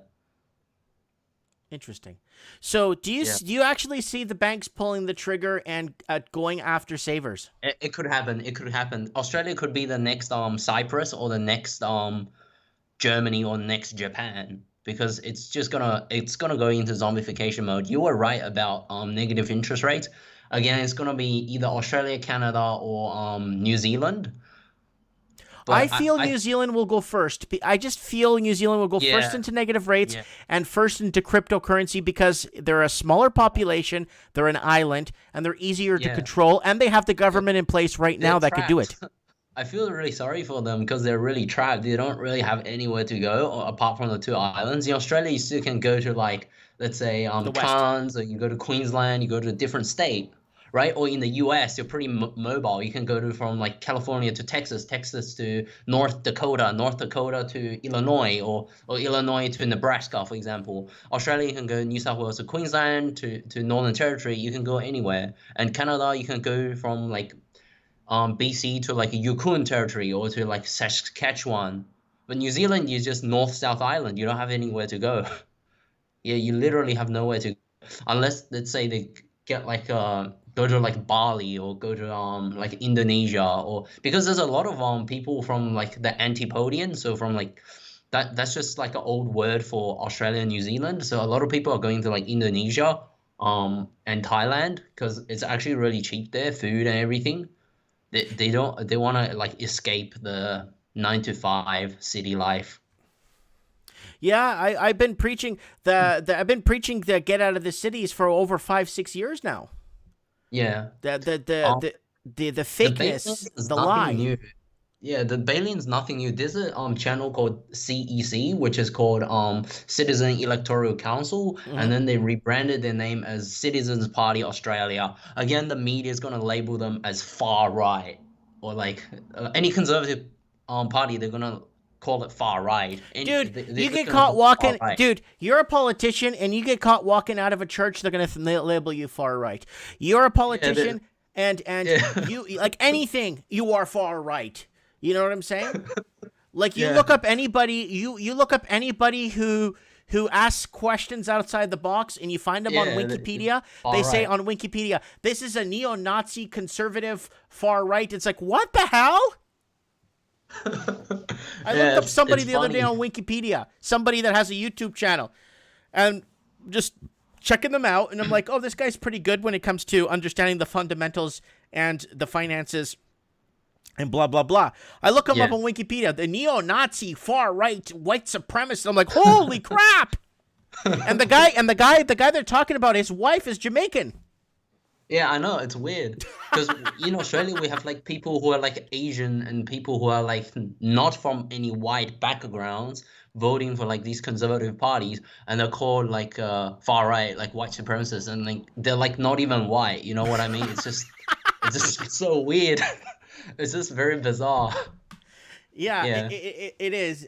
It's like people say, Mike, why do you hate on Asians for? I don't. My wife's from Philippines. Yeah, you never had anything like wrong. You never did anything wrong. You called out like whoever's perpetrator. Let's say if the perpetrator was like Swedish, you're gonna say like Sweden did it, right? Like you're just calling like what is actually happening. Like you always say a spade for a spade. Like you call a spade a spade.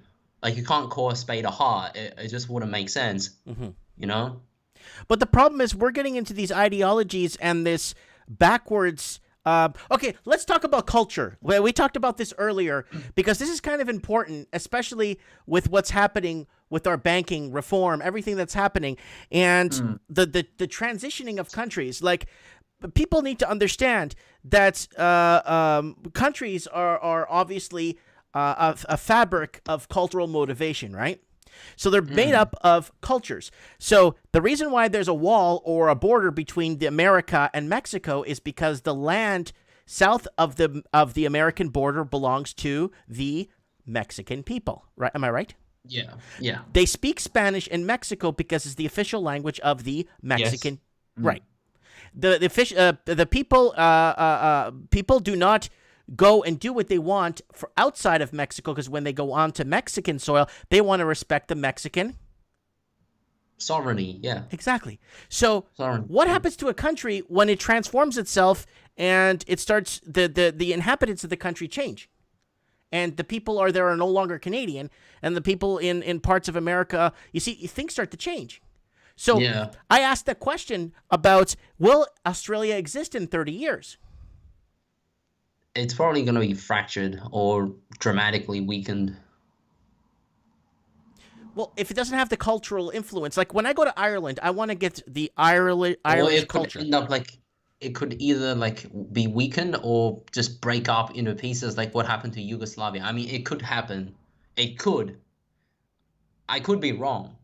You know, it could happen. It could, but I just want to get to this page, citizensparty.org.au /stop-bail-in. So they were saying like that party in Australia, that political party, actually fought against the government's bail-in for like since 2013. So and they also fought against the $10,000 thing. Yeah, they did. It's good, but the government they want to like distract us with the so-called cashless welfare cards. So they're like they want to not give cash to those people and then give them cashless cards. But what happened is I watched Heiser Says, that Brisbane guy. Yes. He said during the bushfires, one of all the residents of a small town robbed petrol stations for cash because what happened was the FPOS system failed. Because I mean, computers sometimes they'll fail and then no one had cash, and then so they actually literally robbed the petrol store for like cash because there was no cash. So I still use cash. I don't use any card payments. Like, even though I'm like a Generation Z, I don't use any card. I just take cash out from a bank every month and then just spend like cash. There's also like some places in Sydney that offer like a 10% discount if you pay cash. So it's actually to dodge the GST, to Exactly. dodge the goods services tax. It is called like black economy, but they are actually using that to fight against anything fight against the cashless system. Because once you're in the cashless system, you literally can't get out. You know what I mean? You're just trapped. Mm-hmm. And I yeah. think they're going into negative interest rates. This is not like post-dict or anything now. It's going into negative interest rates. It's gonna go there. Well, there's nowhere it could go. The only way they could stop bail-ins from happening or people losing their money is this is an old-fashioned Mexican standoff. So basically, this is how it works. We're going to go into negative rates. We're going to abolish cash. But there's nothing you can do about it, because if we don't go to negative rates, we're just going to do a bail-in and take your money anyway. So it's a Mexican standoff. Do I take the cut in savings every month or percentage of my savings every year into negative rates, or do we do or do we do the bail-in? So either way, it's a Mexican standoff. So to win this one, it's impossible for the average person that's not holding a gun in this fight to win it. Yeah. So I would just encourage everyone to just keep using cash, rebel against the system, just use cash. They can't stop us. I remember the Yellow Vest. You know, the Yellow Vest movement, they were telling people to pull their money out of the banks so they could start a runoff on the banking system there in France. Mike, do you know something called the Black Swan event, the one that happens every 90 years? Well, isn't that when there's the great reset, the reset of the economic system? Like the Black Swan swoops in. Yeah, it's actually like, the Etruscans from northern Italy. Mm-hmm. It's like before the Roman Empire. There's the Etruscans in northern Italy, and then they had a calendar every 90 years. Mm-hmm. They don't call it a century. Like, a century, you have like a beginning of a century, end of a century, every 100 years. For them, it was 90 years. Because every 90 years, you had like the same event happening. So you had like a boom during the 45th year, and then at the 90th year, everything collapses. And then 0 year, 1 year, 2 year, it starts afresh again. And they say it's like a cycle. It's a 90-year cycle. You have the same like wars every 90 years. And it's because they were documenting it every 90 years, all these events. And they say it's because like mankind will keep making the same mistakes because there's no first-hand witness left to witness any mistakes unless they're like 90 to 100 years old. Do you remember when I kept talking about on Morning Coffee with Mike and a lot of discussion that 100 years from now, there's going to be digital book burning? They're not going to be burning books, but going to digitally erase history. Remember when I brought up that story where 100 years from now, the history will be changed because none of us will be there to tell anybody about it. And not only that, that's America went into Iraq to save the world from the evil Saddam Hussein, who had weapons of mass destruction when he didn't have any weapons of mass destruction. But they're going to rewrite that and to say how America saved the world from the evil, ruthless dictator. But none of us will be alive to Libya. They're going to do the same for Libya. They're going to do the same for Syria. But we know what happened. Well, because we're still alive. Yeah, we know what happened. I even had one of my relatives, my dad's cousin's husband, so like my dad's mom, so like my grandma, so her younger sister's son-in-law was like an engineer in Libya, and then was like back in like early 2000s to like 2010s, and like Libya was like just a paradise. It was. It was botanical gardens, like actual paradise. And then later on, he like around because he was mainly in Tripoli, the capital of Libya, and then he had to evacuate because he was saying like there were people with like black masks and like holding black flags and like attacking like police. Like those were the same people that Hillary Clinton and Barack Obama called moderate rebels. Mm-hmm. That's right. These are the mercenaries that like they backed. Yeah, and 15 like years Libya ago, is like completely fractured and broken into pieces. And you heard about Egypt. President Al-Sisi, he moved some army to the western border of Egypt just to prevent any terrorists from spilling over into Egypt. And because I live in Sydney, I know a few like Egyptians who's like Coptic Orthodox Christians, who moved from like Egypt to here, especially after 2011, 2012. There's a influx of Christian Egyptians exodusing Egypt into Australia because it's just unsafe. Yeah.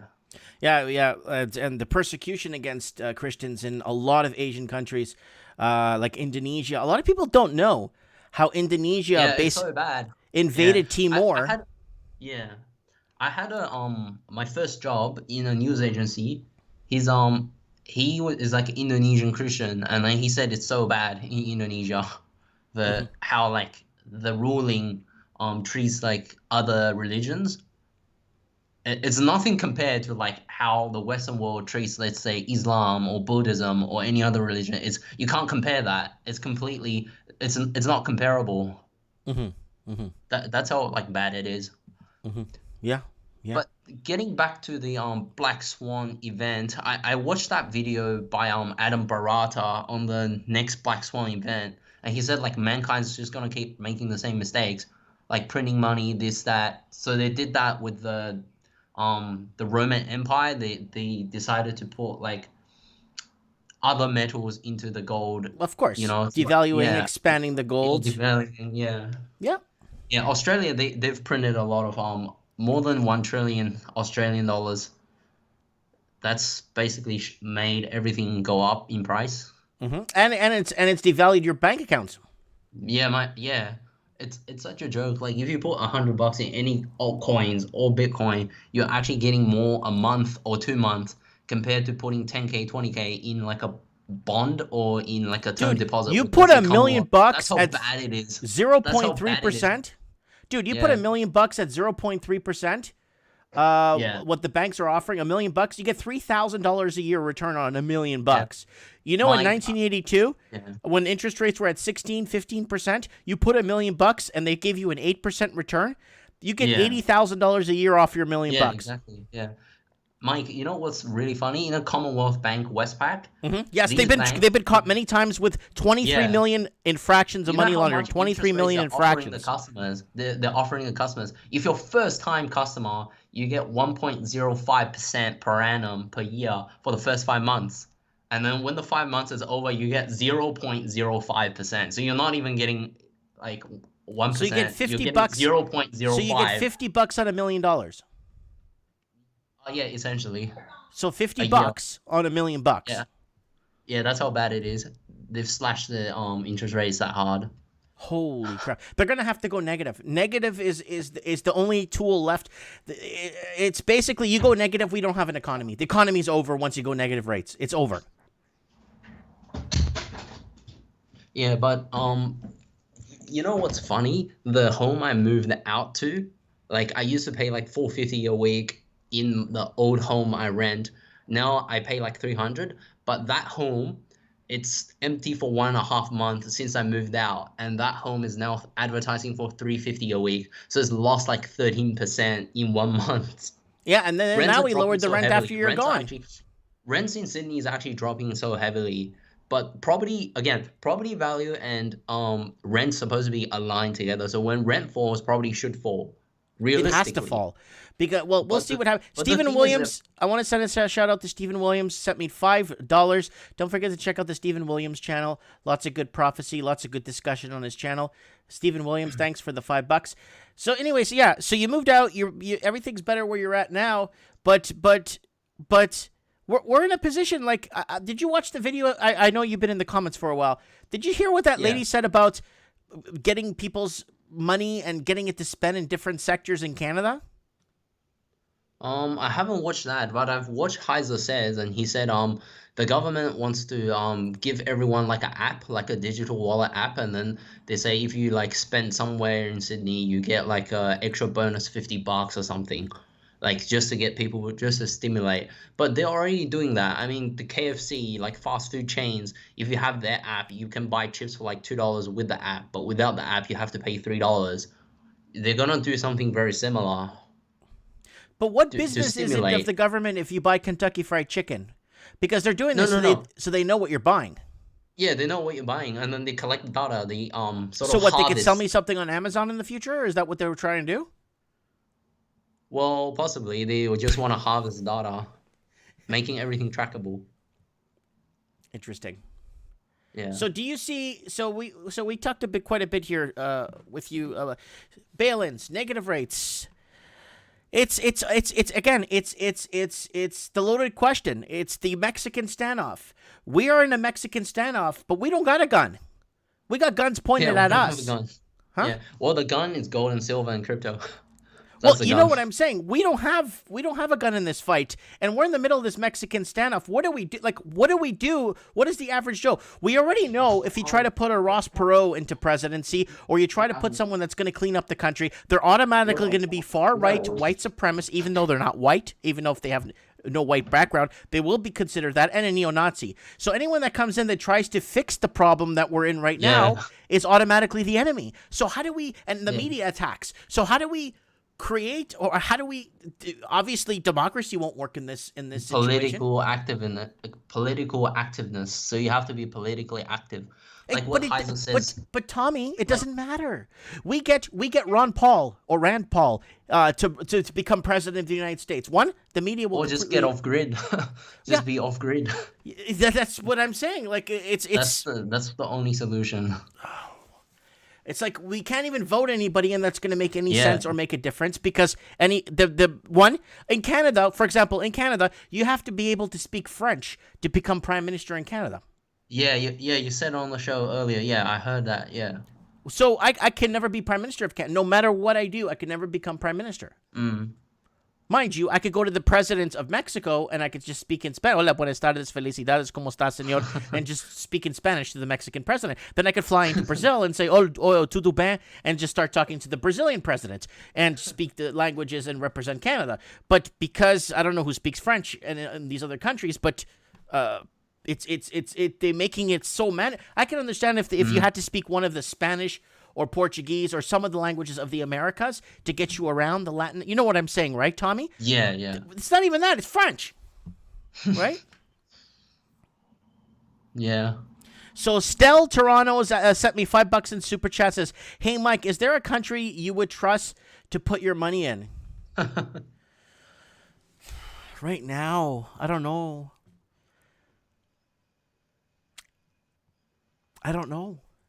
That's a good question. Tommy, do you have anything? Where could you put your money? I don't know. Well, most of my money is in the bank. Right. No. But what country would you put your money in that would be the safest? Well, for people who would launder money, probably Australia. People just gonna. It's dump not for laundering. The guy's just asking, where would you put your money? Safest country? I don't know. Honestly, I actually don't know. Iceland. Either. The Bank of Iceland is very secure. Oh yeah, Iceland. Yeah. The Bank of Iceland and mention that. You know Iceland, they kicked out, they nationalized their banks in 2013. Do you know about that? Yes, I made a whole story about that. They nationalized the banks, they arrested all the governments, and they arrested all the banking cartel. And if you try to fly, if an Icelandic citizen tried to fly British Airways, they could not fly British Airways because they're considered terrorists. Yeah, and I don't want to be conspiracy theory, but you know who did that? It was the Icelandic Prime Minister called Sigmundur David Gunnlaugsson. I can't pronounce it because it's like an Iceland name. But the mainstream media is attacking him, like saying he was corrupted in the Panama Papers. I think that's all framing. It's a bunch of garbage. I think it's just. Yeah, I think that they just hated him for freeing Iceland. For freeing Iceland, yeah. So the answer to that would be put your money in Iceland. Yeah, put it in Iceland if you want. Yeah, I have. Do you know I have a big following in Reykjavik in Iceland? A lot of people message me and email me from there. Oh, I didn't know. Yeah, I have a big following. I get emails all the time from people watching Mike in the Night in Iceland. Believe it or not, like a lot of people. And when I go to my YouTube analytics and stuff, it doesn't even show up anyone from Iceland's watching when I have so many people messaging me from there like all the time. And people buying YouTube is skewing up. They're skewing up this, manipulating the views, that. They've been swaying people away from channels that talk about the injection, right? I don't want to say the V Yeah. word, but injections. People talking about, even people talking about dieting and how to diet and stuff. They're actually swaying because they don't want the bigger channels to lose their revenue to smaller channels. Yeah, yeah. Okay, Tommy, listen, I'm gonna let you go. We've been talking for 23 minutes. We'll get you back on the show again, I promise. Tommy? Tommy, did you pass out? Tommy? Hello? I will tell you, this is going to be something special. All right, well, we lost Tommy. I hope he's okay. But anyways, yeah, that was a good talk with him.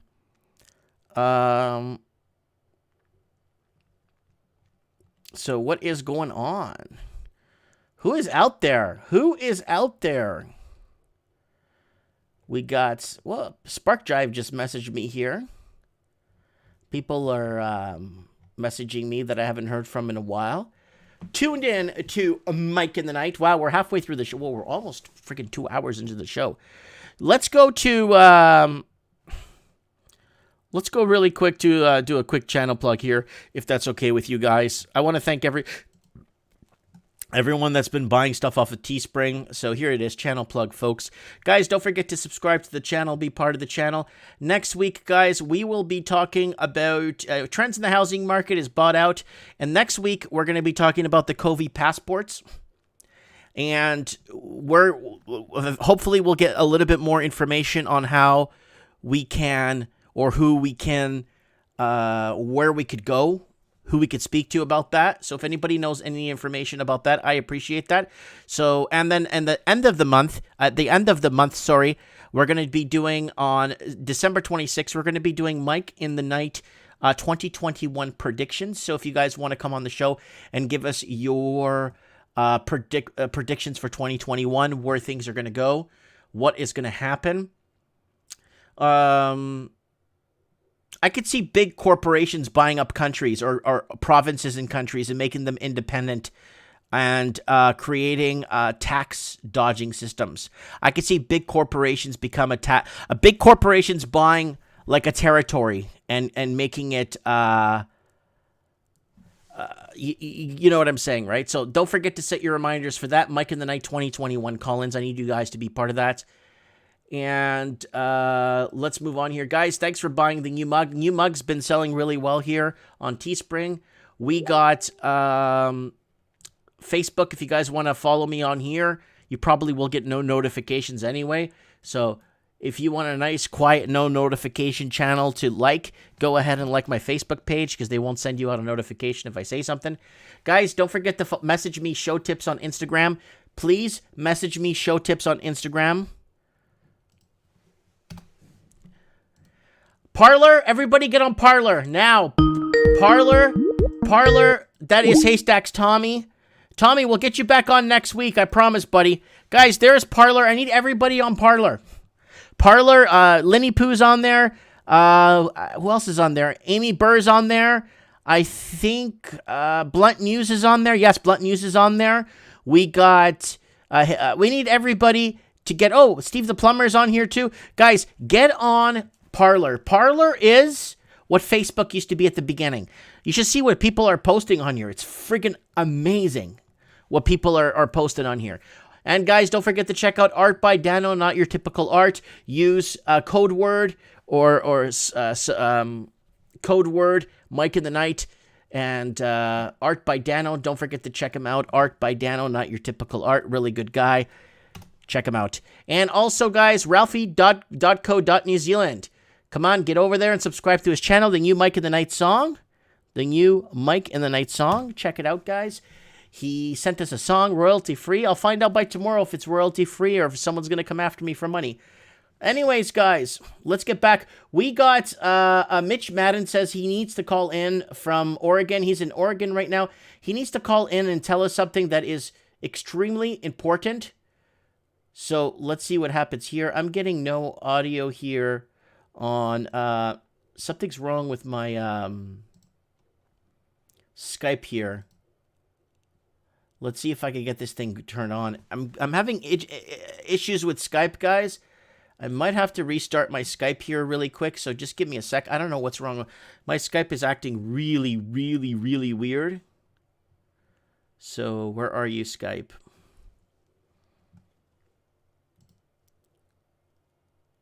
Yeah, Mitch Madden wants to share something on the channel. It's always good to have Mitch on the show to give us an inside look. Ralphie.co.New Zealand says, I have to go for dinner. We'll catch up another time. No problem. Yeah, my thing isn't... Let me try see if I could call him. Yeah, my Skype is not working, people.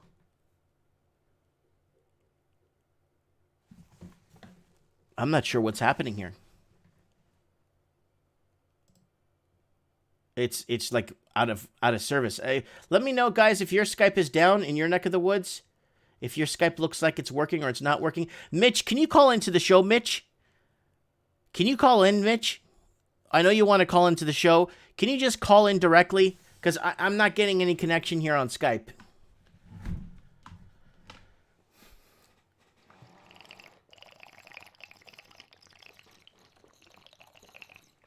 Oh, I love that lemon-infused water.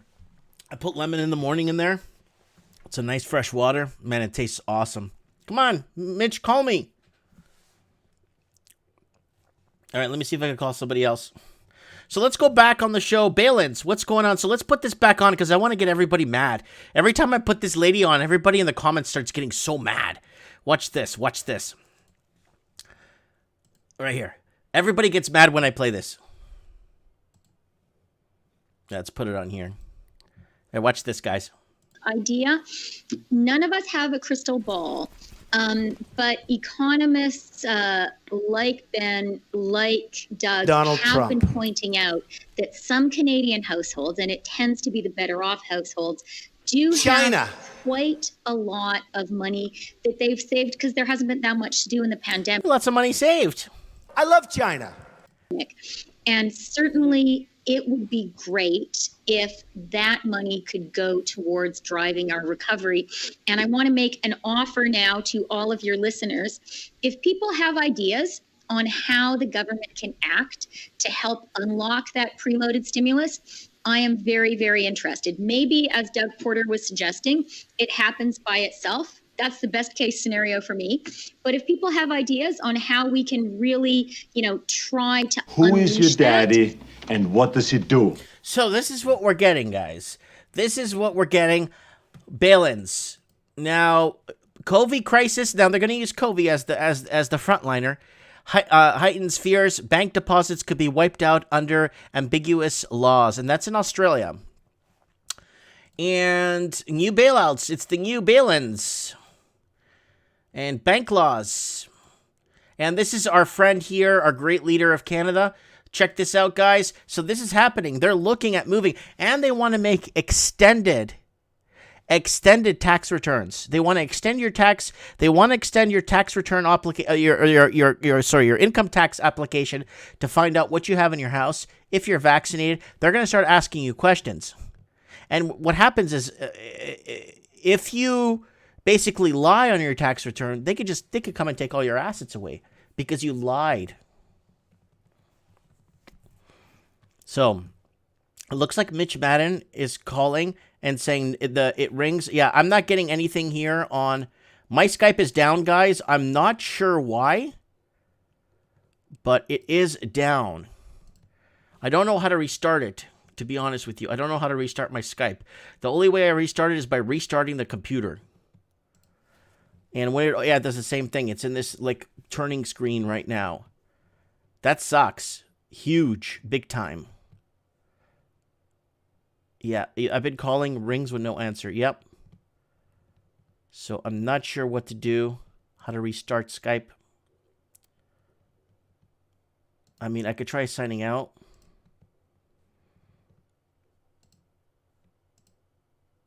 Okay, I signed out. It's not even signing out of my Skype. It's screwed. The Skype is screwed, guys. I'm going to have to find another way to start getting you guys to call in if Skype is going to be doing this. It'll be QRS. Yeah, now it's just flashing. It's doing nothing right now. it's going to probably want me to restart the computer, and I'm not going to restart the computer in the middle of a live stream. Yeah, it's not even wow, it's not even giving me that chance. Okay, so here it is, guys. So let's check out the great so listen to this. Reports this weekend that Stats Canada has informed banks and credit card companies that it expects them to hand over personal financial data of at least 500,000 Canadians without their knowledge or consent. Even worse, banks won't be allowed to inform their customers that the government is following every single one of their transactions. So here's the deal with this, guys. Here's the problem we have with this. They're not going to be coming after foreign investors. So if you're a foreign investor and you have millions and billions of dollars parked in Canadian housing, you're okay. They're coming after us. They're coming after the people that built the country. They're coming after the people that basically created the infrastructure, that fought the wars to make the country what it was 20 years, 30 years ago. With a long history of government privacy breaches, Canadians are rightly worried. Why are the Liberals collecting the personal data of Canadians without telling them? So our great leader comes in and says, Our government is ensuring that the personal data of Canadians are protected. Statistics Canada will use the anonymized data for statistical purposes only. Whatever. So I kind of wanted to throw that out there because this is a major issue we're dealing with. Bail-ins. Bail-ins are real, guys. The Raven's saying, has anyone noticed that the small businesses is doomed and mega corporations flourish? I wonder if all these bailed out mega corps will accept the BTC or Fedcoin. That's a really good question. Let me see if I can get my Skype up and working here, or we're going to have to switch to another...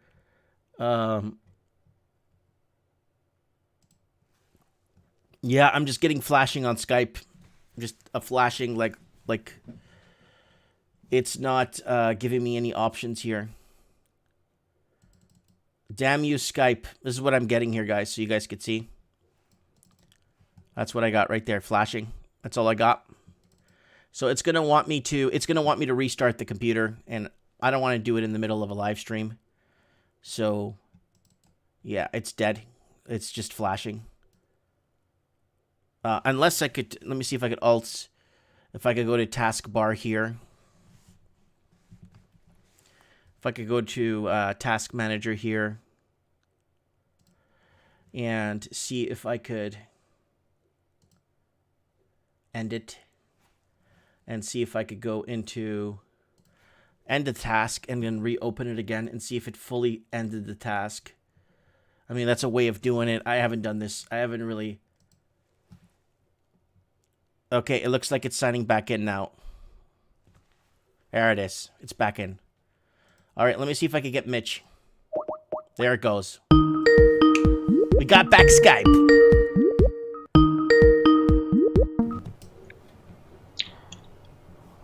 Mitch, hey, I've been trying to reach you. A lot tougher to get than the president. Man, I don't know what the heck is the problem. I was trying like heck. Yeah, no, I believe you. I believe you. So what is going down? I don't know. We're talking about bail-ins tonight, and the government's wanting information from us and know every transaction we're making.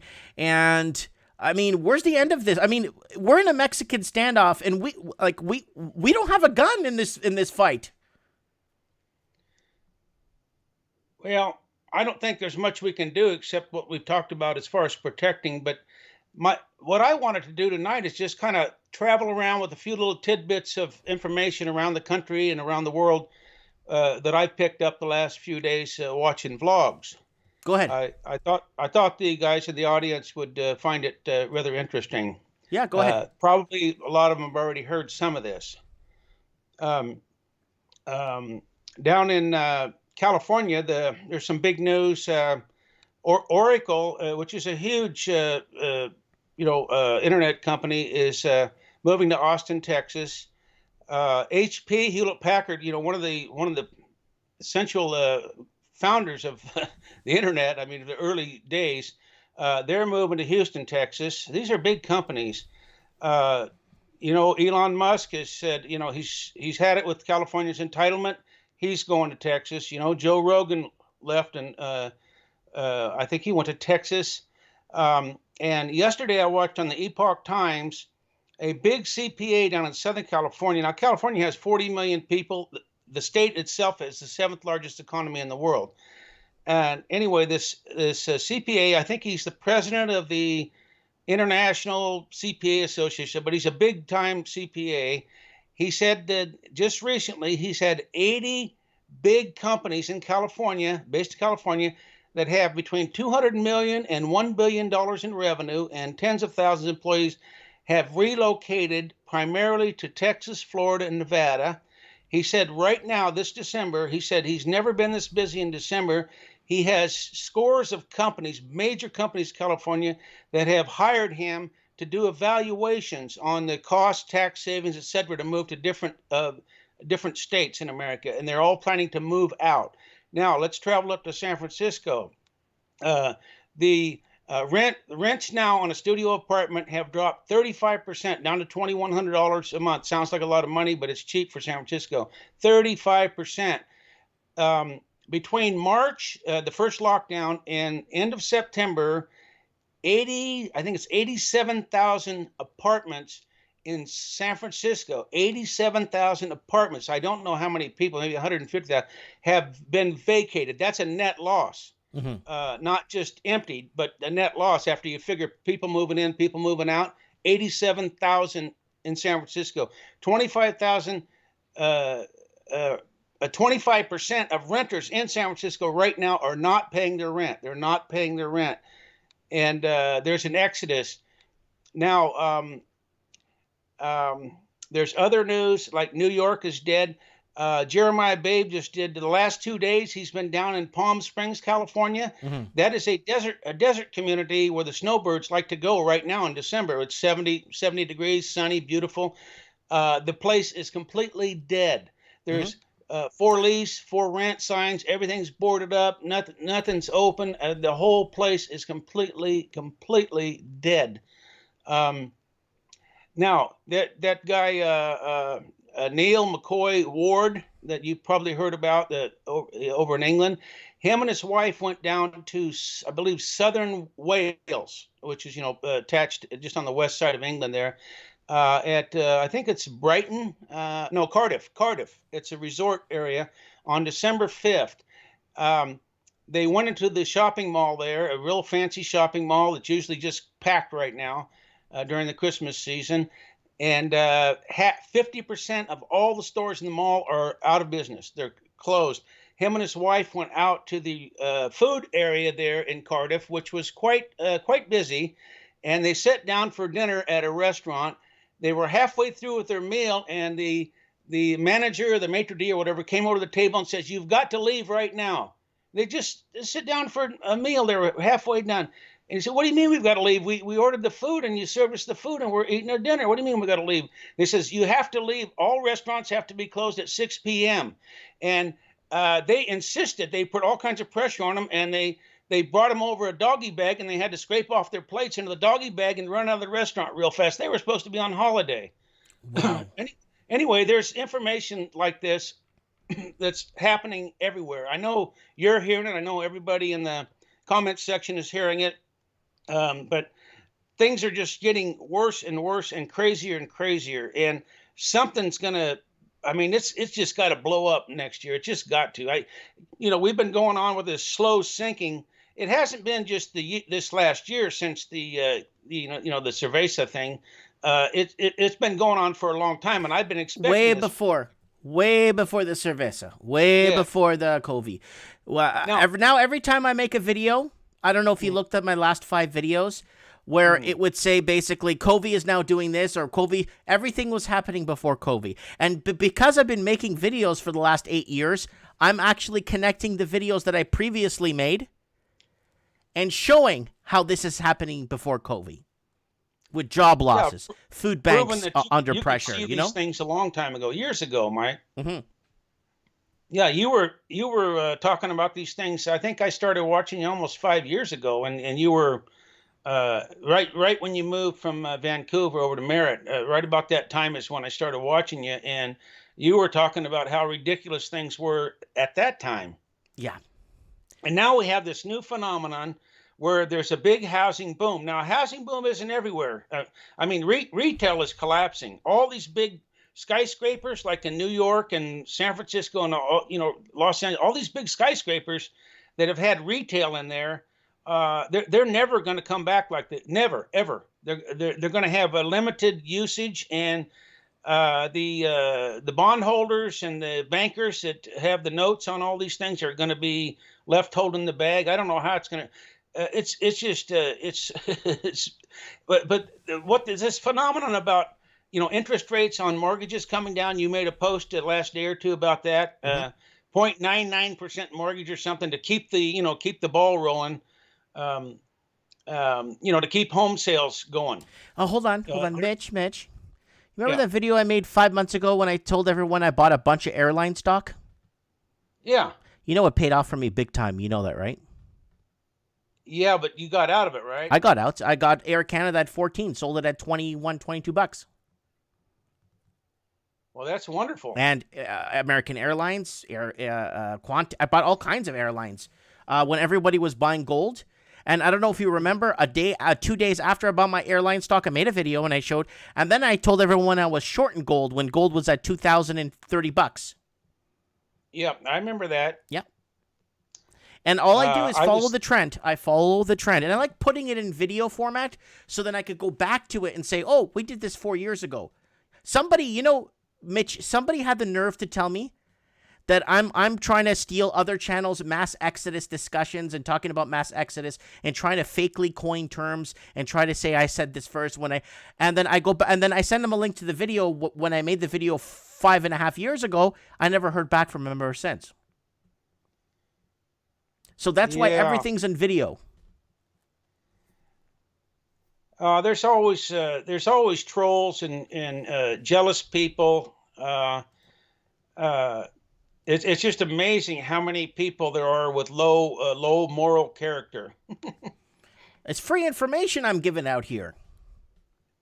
Yeah, you're providing a really good public service, in my opinion. Mm-hmm. Like on your stock picks, you're guessing based on experience, and sometimes you guess right, sometimes you don't. Mm-hmm. And hopefully you come out ahead in the long run. But you're not telling people how to invest, but you have been warning them about the perils of getting into real estate at the top of the market, but yet it hasn't been the top of the market, and I thought it was the top. It keeps going up, but these things can go on a lot longer than you think is practical, and we know that. Oh, I listened to another vlog. The guy was talking about in the 1970s, and you've talked about this many times, where a carpenter, a roofer, a brick mason, electrician, a machinist, a welder, back in the 1970s, he could keep his wife at home and let her live, being a housewife, and then raise up a bunch of kids, 4, 5, 6, 7, 8 kids, and support them all, pay for their medical or dental, everything, and without any help from the government, just on his wages. And then by the time the late 70s came along with inflation, stagflation, and all this, then the women started having to go to work because the guy wasn't making enough money. Got into the 70s, late 70s, and then in the 80s, and then pretty soon the husband and wife, with the cost of living, and the depreciation of the currency, then the husband and wife couldn't make enough money. Now, granted, they were living in bigger houses by then. They were wanting bigger houses, and the wife wanted a car, which used to be a lot of one-car families. So there's 2 cars now, and there's a bigger house. But still, the wife and the husband, now they can't pay their bills in a lot of cases. So what they're doing now is they're maintaining their standard of living by going further and further into debt, using their appreciation in their house as an ATM, using credit cards, auto loans, contract debt, borrowing from family, robbing Peter to pay Paul, selling off a house and pocketing the equity, and then taking shadow flipping, small down payment on another house, and living there and maintaining their lifestyle by using their income plus the profits that they made, eating up the profits. And that's the way people are living now. Now we're living on debt. I mean, it's totally debt from top to bottom. Yep. Debt building. Hold on. I got here for Lord Humongous asked, didn't Air Canada crash down? No, I bought it at 14 and I sold it at 21. So I was, it's at 26 right now, 26.16. So I should have held it a bit longer, but you know what? I didn't want to take that chance, Mitch. 21 was good enough for me. Buy it at 14, sell it at 21 was very good for me. I could not take the chance to get it to 25 because you know what's going to happen if you hold it for too long. You know what I mean, right? So, Mike, I think I may have mentioned this to you, but in 1980, in January, I got back from the Philippines. I had about $100 in silver coins, face value. Mm-hmm. And silver had peaked right then about $50. Yes, it did. When I left it, and gold too. Before that, it was like it went from $4 over a couple of years. Went from $4 up to $50. And I went to my dad's. He was the best man at my dad's wedding. He owned a liquor store in the neighboring town, and I dropped by there when I got back from the Philippines. This is January 1980, and I said, "Hey, what can I get for my silver?" And he said, "I can get you 29 times face." I said, "You mean you can get me $2,900 for $100 worth of silver?" And he said, "Yes, right now." And he said, "But don't sell it." He said, "Silver's going to 100." And my dad always said he had the Midas touch. Everything he touched turned to gold. And he was older and he was wiser. So I decided to get greedy, and I decided to hold on to it. And I held on to it all the way down to $4 again. No. Now when I see a bit of green in my portfolio, I sell right away. I could have got into a house with $2,800 at that time. Mm-hmm. Yeah, in that time, yeah. But for me, I mean, I see a bit of green now, I sell. I bought New Gold. I bought a couple of other on Friday when they went down. I bought a couple of biotech companies, a couple of weird stuff on Friday towards the end of the market when a lot of it was down like 30, 20, 12, 15%. And hopefully come Wednesday, Thursday, it starts picking up again. That's what I do. I do a lot of those risky trades, but it does pay off. But you got to take the risk, right? Somebody told me the other day, oh, the rich get richer. No, it's if you take the risk, you could get richer. If you don't take the risk, I'm not telling people to go out and gamble, but if you follow the trends and understand what they're trying to sell you on the media is the number one visual tape measure or tool or instrument you could use to find out where to invest in the markets. Because whatever they tell you is a lie. Yeah, do the opposite. Follow the money. When everyone was saying, oh, your gold's going to go up, Mikey, what are you doing buying airline stock? I even bought more airline stock. I even went in the next day in the market and bought more, American Airlines. After every time everyone told me about airline stock, you're crazy, I even bought more. When I read the comments, I even bought more. Did you ever hear of a book called Think and Grow Rich by Napoleon Hill? I know that book. I have it. I actually have it on my tablet, PDF version of it. Yes. Well, I read it many, many, many times. My uncle bought it for me when I was in my 20s, and I've since bought several for other people and given them to them. But what Napoleon Hill did is he looked at famous people throughout history, big industrialists around the 1900 era, Harvey Firestone, Henry Ford, Andrew Carnegie, the Mellons, the banking, J.P. Morgan. He went back further in time, all the way back to the Roman days, and he looked at really famous people. And when it comes to investing, a lot of these people had something in common. They were willing to put everything on one roll of the dice. And most of them had been bankrupt 1, 2, or 3 times in their life. And they were people with humongous balls, or they were just outright crazy. Me, I'm scared to death to lose anything. You know what I mean? But of course, that has a lot to do with my age and the way the world is right now, too. Okay. But a lot. But when you've got a family and stuff, and it wouldn't be prudent to take a risk. Like right now would be a great time if you were really knowledgeable and sophisticated and really dug in deep. You could start looking into shorting certain investments. I shorted a bunch of airlines and Exxon Mobil and a bunch of airlines in March. Did you? Oh yeah, I shorted Exxon Mobil.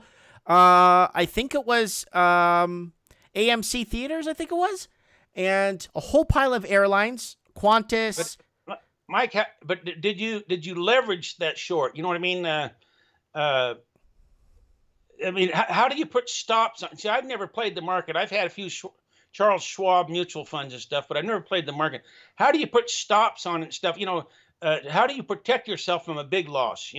That's what I'm wondering. You could set up notifications through the bank, because I do mine through my direct investing banking. Right? So I'm in my bank account. I could switch over to direct investing and see my investments. Then it allows me to set alerts if I need to.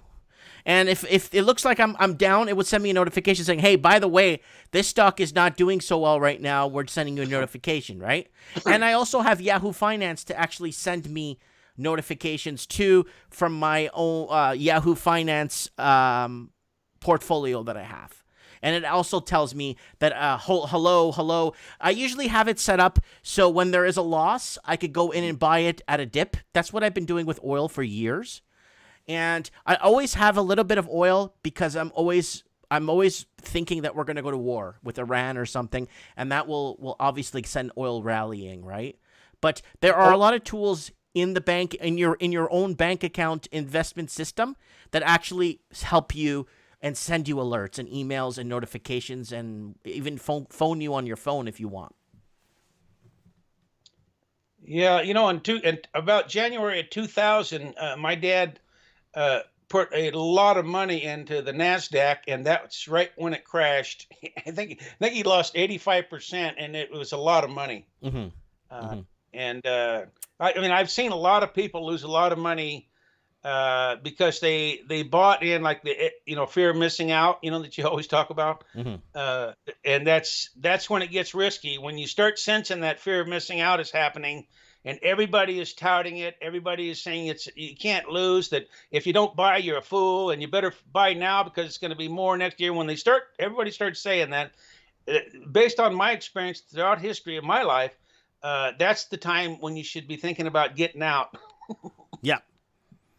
I mean, even if it continues longer and you say, "Oh God, I could have made another 20%," if you want to be a little bit prudent, it's better to, I do like to diversify, but some people just say, just find something that, like Jim Rogers, find something that and that you really believe in, and go for it.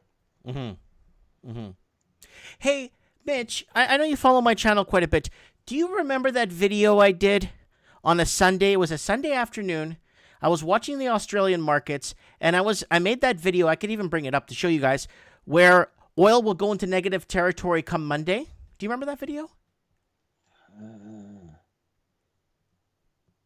I don't recall that one, Mike. Okay. Well, I made a video called Oil Going into Negative Territory on Monday, because what I was doing, I was following the Australian, the ASX, and the All Ords, and the New Zealand, the Asian markets, and I was noticing something in oil, and I noticed something wasn't normal. I'm like, this is not looking good for oil. It's down X amount. If this continues on this trend, oil will go negative tomorrow. Okay, oil will go negative come Monday so here it is. So I'm going to go to article scan so you guys can see this on the channel. This is kind of important. Oil down in negative territory. No. Okay, here it is. This is from 7 months ago. Oil down negative 15.5% in 2 hours. Crude oil will go negative. Then I wrote, oil will go negative come Monday, despite the historic OPEC production cut deal. Available oil shortage capacity around the world is running thin, and global demand continues to crumble. And this is when I was watching the Australian markets, and oil went down 15.5% in 2 hours. And then the next morning, oil down in negative territory. I did the follow-up video right the next day. Okay, I didn't see that one. I see you now, but tell me this, Mike. Why in the world with the demand for oil right now is the lowest it's been in years? Right. And I mean, they've got $1 billion cruise ship sitting over there in beautiful condition, sitting over in Sri Lanka right now, being cut up for scrap. Oh. I mean, nothing's flying, nothing's floating, nothing's moving. Cars aren't going anywhere compared to normal, and we're just not using the crude. Now, why in the world is the price up near $50 for a barrel of crude right now? They have to get it up above 65 for it to be somewhat break even, and they got to get it up to $90 in Canada for the 90 Canadian. So there'll be $77 American, $80 American for Canadians to break even on their oil. So they need to figure out a way. What they need to do, this is what they want to do. They need to get rid of countries like Venezuela, Iran, other oil producing countries. This is what they want to do. If they can find a way to take over those countries or take over their oil reserves like they did to Iraq and other countries, then they could start putting and manipulating and raising oil prices. Oil is going to be around this for a long time because the last thing they want to do is make Venezuela, Iran, and other countries rich. And so, Russia too. Russia's in the game too. So there's just too much going on. There's too much politics in oil. There's too much bureaucracy. There's too much red tape. And there's a lot of people dying over this, whether it's a war, whether it's a takeover, whether it's starving people in Venezuela. It's all politics, oil, and money. Dirty oil, dirty money. Was it Mossadegh? Was it Mossadegh that the CIA took out in Iran to put in the Shah, the Pahlavis in there? Yes. I think it was him. He was. That's when Iran was a politically driven, not politically, but capitalistic, beautiful country, and women wore miniskirts and perms in their hair, and it was free. And then boom, they got rid of an elected many elected governments that were basically taken out to be controlled, right? To the countries to be controlled, right?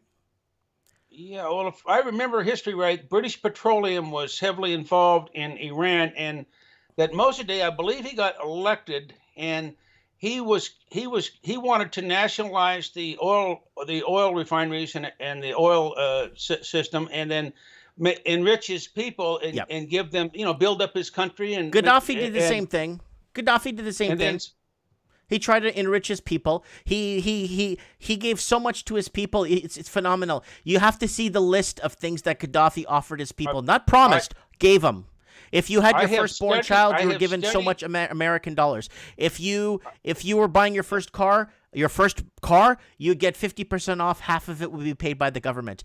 If you were buying your first property for your family, and you could prove it's for family, not investment, the government pays 30% of your property. Free and clear. Like they paid for you. Gaddafi You don't have to pay him back. Quite seriously. I studied him. And the haters, there's a lot of haters that every time I try to talk positive about Gaddafi, they try to jump on me, oh, he was just a blah, blah, blah.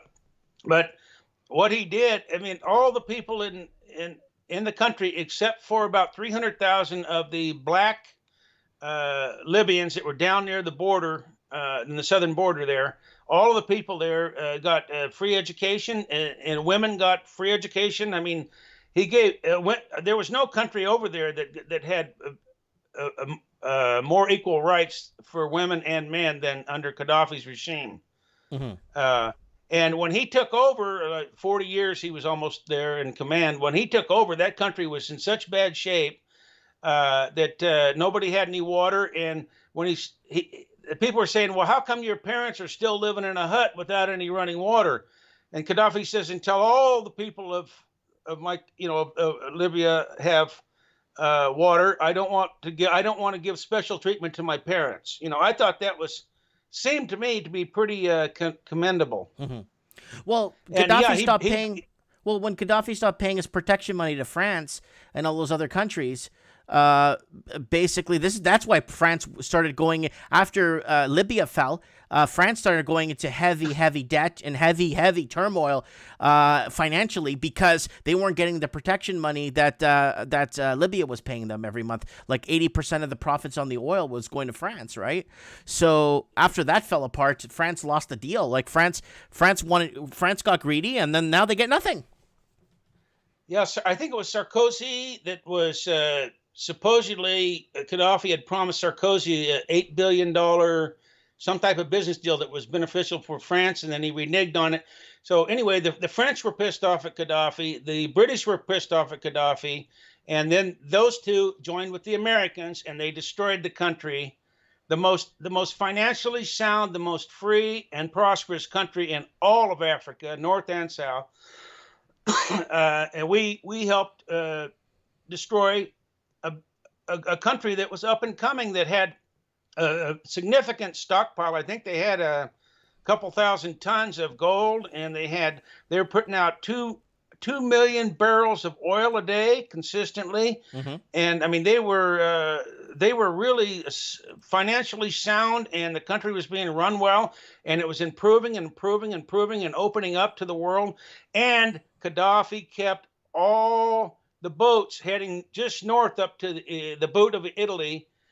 He kept all of them from leaving Africa and going up into Italy and then on up into Europe. And since they killed them, millions and millions and millions of a lot of people that are very ignorant, that are just coming there because they get free stuff. They're not coming there to add value to Western Europe. And anyway, millions of people have invaded Europe since we decided to take out Gaddafi. It was a big mistake, and we joined with Italy and France.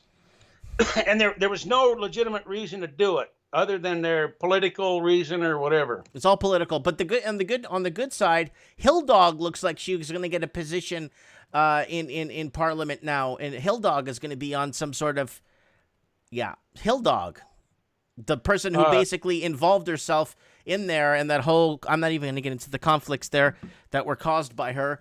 And yeah, she says, we came, we went, he died. And, Obama said, I'm really good at killing people. God darn it. I just hate our policy of going overseas and drop. I think it was Gerald Celente or Ron Paul said we drop a bomb somewhere in the world, America does, or sends a missile every 12 minutes, 24 hours a day. I just hate it. Interesting. Yeah, man. Interesting. Speaking of Africa, well, guys, I'm going to show you guys a little bit of landscape behind me here. And let me show here. Let me go to article scan. Let me show you guys this little landscape behind me. And I kind of want to show this because you're talking about, what happened in Africa and stuff. And when people see something like this and they see this landscape, they're probably thinking this is probably some American city or some place. It's Mozambique. Yep, that's Portuguese Africa. Yeah. That right there is Portuguese Africa. This is when the Portuguese basically ran, or Portuguese were there 500 years. The French were in Africa for 100 years. There's a big difference. And the Portuguese spent a lot on infrastructure. The Portuguese-speaking world is very big. A lot of people think, a couple of people speaking in Brazil. No. Portuguese Africa is a big deal. This is 1970. And the infrastructure, and there was no segregation. People lived together. It didn't matter. If you qualified for the job, you had the job. So this is Portuguese Africa. And it was very well developed. And people will say, it's just the capital cities were developed, Mike, and you go outside. No, you go outside, you connect to other major cities like this across Portuguese Africa. And we had to give this up. We had to surrender this because Portugal was getting too powerful. Portugal was neutral. Portugal was neutral during World War I and World War II and didn't create any mass conflict anywhere. But they had to give up their territories because the French were kicked out of Africa. The British were kicked out of Africa. Everybody was kicked out of Africa except the Portuguese. And the people living in Africa said, or the people that are part of this, did not want the Portuguese to leave because they knew when the Portuguese left what was going to happen to their country.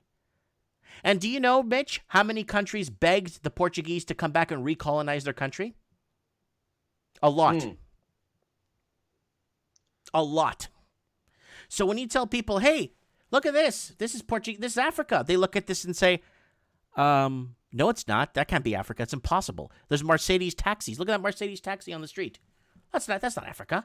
What are you talking about? Look at the beautiful cars, people everywhere. Yeah, that's Portuguese Africa. There's Mercedes taxis right there with the green roofs. Same ones they have in Lisbon, Mercedes taxis in the capital of Portugal. It appears that the Portuguese version of colonialism was much more equitable to those that they colonized. That's correct. Than the Spanish or the French or the British. They went there just to divide and conquer the countries. The Portuguese went there and they built these countries. They built them. They actually built like metropolises and stuff. Canada used the Portuguese labor to come in and build Toronto and other major cities in the 70s, 80s, and 90s, and then deported them all in 2006 and 7. Well, I guess that it seems that the Chinese have used that Portuguese model to a significant degree, but it's more of a Trojan horse in their case. Right. So I just kind of wanted to throw this video out there for you guys to see. That's awesome. Oh yeah. My dad fought in these colonial wars. My dad risked his life and fought in these colonial wars. Because the people of that country, what becomes to the people of the country, Mitch, when they're there for 500 years and they intermingle, interbreed, what happens then, Mitch? Like, are they become like, you know what I'm saying? Because if you go to Mozambique and you speak to anyone there today, they say they're Portuguese. And the Portuguese is spoken everywhere, huh? In the 5 countries in Africa, yes, that are Portuguese former colonies, because they were there 500 years, not 5 weeks, right?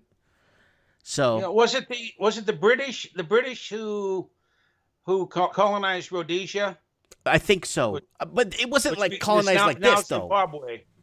Yeah, it wasn't done like this. Like, it wasn't done like entire cities, right? Entire, you know what I'm saying? Cultures from everywhere. The British built infrastructure that suited made them live in a lap of luxury. Right. That's the infrastructure they built. They built palaces and stockades and things, for them. Right. It was for them. That's correct. So anyways, I just, Africa, it lost everything. It had, you know what I'm saying? But the key with Africa was the segregation or non-segregation, right? And that was the issue with the non-Portuguese speaking African countries. There was mass segregation happening in South Africa and other countries. You know what I'm saying? Right. So I wanted to throw that out there real quick, just to let people know, that there's a whole world out there. There's a whole entire world and a whole different side of history. The French have their history. The Spanish have their history. The Portuguese, yeah, they have their history too. And they all have their versions. The English, they all have their versions of what happened, or what came to play, or what was in motion or play. You know what I'm saying, Mitch?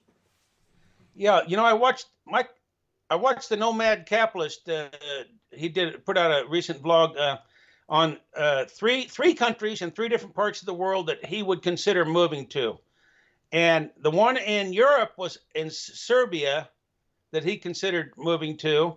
The one in Latin America was Mexico, of all places. Mm-hmm. And the one in Asia was Malaysia. And he talked about each country and why.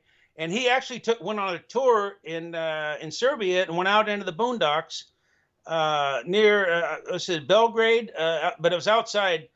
And he showed some homes that were anywhere from 6,000 on almost an acre of land. And that house outside of one of the major cities in Canada, $3 million. Yeah, $6,000. The home was a fixer on about an acre of a real good growing soil for farming and stuff. And then he showed 2 other properties, like one for 10 or 12,000 and one for 15 or 20,000. That was more in a small town, but a really nice town, a nice modern home. But a lot of these countries, you just can't go there and buy anything. You can't go to Malaysia and buy anything. You can't. They won't let you. They won't. Man, it's an issue to do anything in those countries when you want to own ownership or something there. Have you ever watched Vagabond? The guy, his girlfriend that he travels with, his live-in girl, was a model from Malaysia. I think Malaysia. She's real tall and skinny, and he's an American guy. But anyway, he travels all around. He does real good videos. But they love Malaysia. I mean, Malaysia is when you think Malaysia, you think you think, oh God, you kind of compare it to Indonesia in your mind and all that.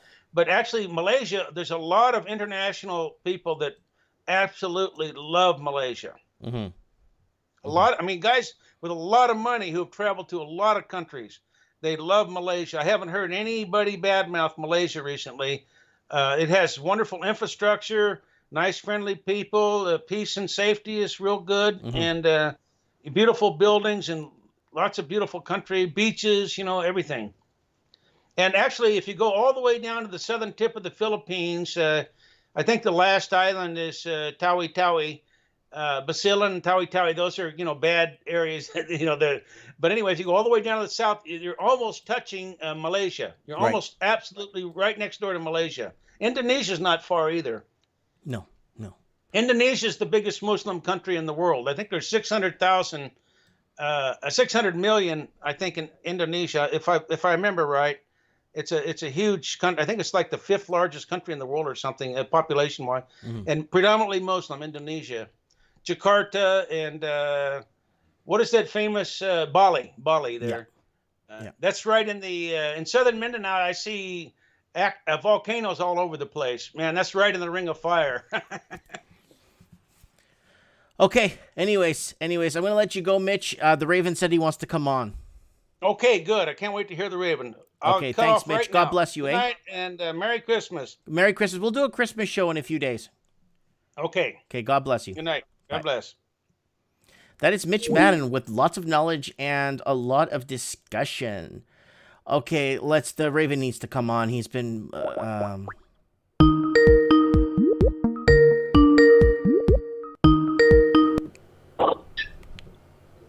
You're gonna get me kicked out of this hotel. Dude, where are you? Hotel. Are you on the run? No, I'm at work. We got a hotel across the street now. They built a hotel because of COVID. Why are you gonna get kicked out? Well, because there's 36 people sleeping in this hotel right now. They're all going to go to work. The crews that we all meet here. People from Saskatchewan come here. People from Manitoba come here. Then we switch.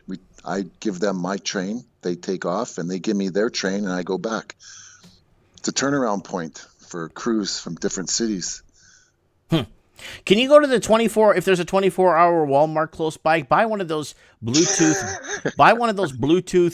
speakers that connect to your phone, and put on Mike in the Night blasting through the hotel. Yeah, there's cows outside my window. There's no Walmart. Really? Yeah, we could interview one.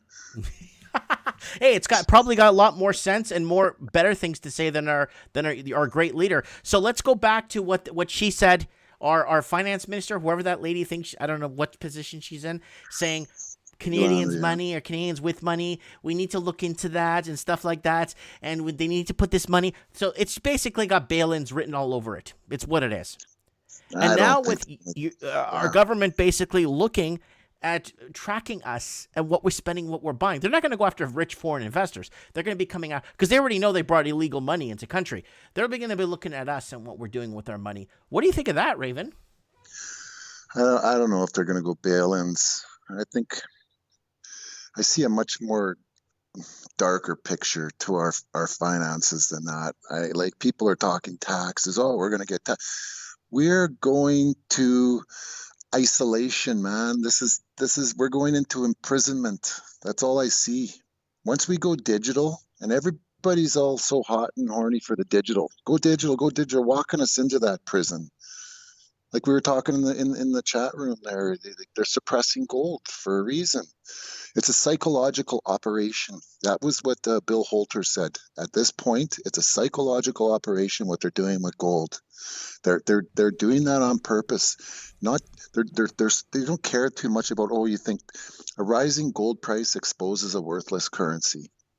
They're holding that gold price down. They're going to burn through whatever confidence is left in the dollar. They're going to start bazooka money is coming, helicopter money. But the thing is, they've got a time frame. Everything's on a time frame now. You know, how much can they print money? They got to get us. And look at that. Where's that article that I just read there? Digital currencies in Canada are closer than they appear. Layla sent me. Lenny Poo sent me that. Yeah. The digital currencies are fast. They're coming fast. They probably had them 10 years ago. Who are we kidding here? You know, was Satoshi, he invented Bitcoin. Really? I want to sell you some land. Come on, man. Those guys invented it. They got you all hooked on it. Here, try and smoke this. The first one's free. They're letting Bitcoin go hot. They're letting it all just go, but suppressing gold. Where do you think they want you to spend your future? It can be cryptos, man. Right. They want you in there. And you think they're going to let you give me the money of a nation, I care not who's in power. You think they're going to let you own all that Bitcoin and be in power? No. When their CBDCs are up and running, hey, sure, make money on Bitcoin for now. But there's going to come a time when you better get out and flip that into something else. Once their coins are up and running, you can kiss guaranteed that nobody's going to accept anything but theirs. That's all their buddies. Right. Right? I don't know. I'm kind of tired of that Bitcoin gold argument. I think you should have both. I like Bitcoin. I like cryptos. Mm-hmm. It's a good idea. It's a pioneered system. I mean, it's happening in our it's happened in our lifetime. So it will be continuing after we pass on. It will continue going forward. Like Blunt News said, the technology is here to stay. No, he's right. And I like cryptos. And I know it sounds like I bashed them. I'm not bashing cryptos. I'm bashing those idiots that run the system. They're going to screw that up, and they're going to make it unfair for anybody holding cryptos. I know that. At least with my gold and silver, I can go hide in the forest, you know? Mm-hmm. So, and I can spend it without them seeing me. Oh, here's a silver coin. You know, here, give me that chicken. Nobody knows, right? There's no history of it. Probably there's going to be a very a harsh penalty for me to transact outside their system. Mm-hmm. Probably jail time, heavy fines. You know, get me a couple weeks in the isolation camp to re-educate my financial spending habits again. You know. Stuff like that. There's going to be all kind. They're going to use those isolation camps for all kinds of things. What about that article that I was reading about earlier in the show? How they're going to have like these COVID scorecards that are going to allow you to go into certain areas depending on what vaccine you have. Yeah, dude, that's a no-brainer. That's common sense. That I've seen that one. You're not going to fly. That'll be the first one. Okay, so we get 50% compliant to the vaccine. Okay, so we got 50% morons out there. Probably got them. Okay, so they'll take the vaccine because they're stupid. So they'll take that. Then they're going to say, oh, well, you can't fly without a vaccine. So they're going to get another 7% of people that just have to fly because they just want to. They'll take the vaccine. Then they're going to say, oh, you're not going to stadiums, soccer fields, you're not going here, kids aren't going to school. Okay, you'll get another 20%. It's just, and your life's going to be so unbearable till you take that vaccine. You try and walk out of your house, it's going to be like walking in molasses. You just can't move. You can't function. These guys, they're not stupid because it's what I would do if I was them. The Bitcoin, it's what I would do if I was them. Yeah. Just think, what would you do? Think like them. They're greedy, evil, like they're just the worst of the worst. So what would you do? It's easy to figure out. It's an easy playbook to see. What would they do? Mm-hmm. Remember, they're not your friend. So yeah. I'm gonna have everybody on the show on the 28th or 20, just before the 26th. End of the month, the last mic in the night. We're going to be doing predictions for 2020. So I want everyone to call in. I want everyone to be part of it. Everybody's going to get 10 to 15 minutes. I won't even do an intro. I'll just go in, start, and I want everybody to come in and do their predictions for 2020, whether it's what they feel economy, whether what's going to happen if it's climate change. Are they going to be pushing that agenda more? They tried the climate change agenda on us for a long time. It didn't work. Then now the COVID thing is really, really, really working for them in their favor because now they got the media on their side. The media no longer protects us. The media is no longer the watchdog for us. The media is just there as a propaganda piece to basically tell people what they should be, what they should believe, or what they should be, or what side they should be on. You know what I'm saying? Yeah. I listened to that video again where you said, I think something big's coming. Something big's coming. I think you're going to pull the pin on a mass pandemic. I said, I think they're going to pull the trigger on a mass pandemic. That's the only thing I see happening. And yeah. And you know what's funny? It's I lost the Raven there for a second. Looks like he's probably getting bad internet signal there at that hotel. But yeah, you know, I predicted oil to go negative before it happened. I predicted all this stuff to happen before it happened, post-diction. I bought all the airline stock. I did all this other stuff.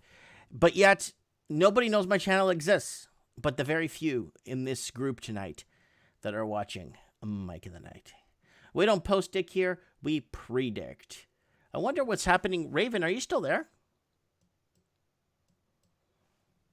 Hello, Raven? Let's see. The Raven. Oh, Dorico's calling. Yo, what's up, Dorico? Oh, Dorico hung up. Looked like I lost the Raven and I got Dorico on here. We're having some funniness here. On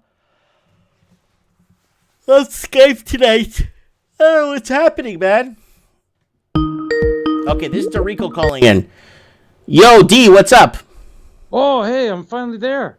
Are you there? Yeah, I'm right here. How you doing? Facebook gave me like 10,000 notifications. I'm like getting friends everywhere. Like, I don't have that many friends. So? I swung by you back a week ago, and I was just wondering how you were doing and everything going down. I wanted to wish you a Merry Christmas and shit like that. Yes, thank you. Merry Christmas, D. And Merry Christmas to you. And maybe you could call into the show on the last Mike in the Night of the month to do your predictions if you want. Oh, I wanted to do a couple predictions already for you. All right. But before we get into that, can you tell us about bail-ins or what you feel about bail-ins or the government wanting our transaction, every penny and every cent we take and spend? Can you comment on that? I will give you the best comment ever on that. My suggestion is everybody go onto their Google and type in the word honorarium. Okay. And then after that, type in private family bank. Okay. And then after that, incorporated LLCs, limited liability corporations. Like I said, I wanted to come and visit you. They cut down so many fucking trees in that area. Whoa, don't swear, swear. I'm gonna get taken down. Sorry. I thought I said effing. Oh, my bad. Anyhow, as to your we'll call them call shotters in your turf. Mm-hmm. I figured out a couple of them, and I totally figured out a way you can win them. Mm-hmm. That's a personal aside. But yeah, I just wanted to wish you guys all a fucking Merry Christmas and a Happy New Year's and all that. Prediction-wise, we are going to go into crazy because no one's done their taxes, basically from the federal side, either from the U.S. or the Canadian or all of the war of the math. Because as an actuarian, about 5 years ago, there used to be the certified professional accountants, and now they're certified general accountants. No, other way around. The certified general accountants, and we're low fiduciary level. Low fiduciary means basically they didn't have to worry about the best interests of the client. Right. Now, it's the PGA, which means a more higher rank because they have an insurable attached to them. What they have is a bond, because basically commerce comes down to a bond or a lien. Mm-hmm. Now, with running a large organization, we usually do forecasts and yields and have like a best case, a mid case, and a really crappy case when it comes down to how we want to look at a problem.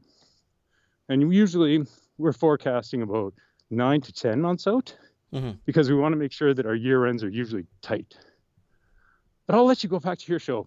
But yeah, it's more bonds and liens and how the investor class are walking away from certain investment qualities. It's actually not what the government issues, because remember, the government is only issuing currency. And that currency is basically a lien on the bonds that come in from the heavy investors. That's correct, yes. And when yeah. I know you know this. That's why I love watching you. You're Dude, I bought a bunch of airline stock 5 months ago.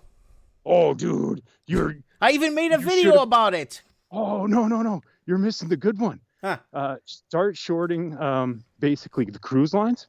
They are so hurting. They're down like 20-25% minimum.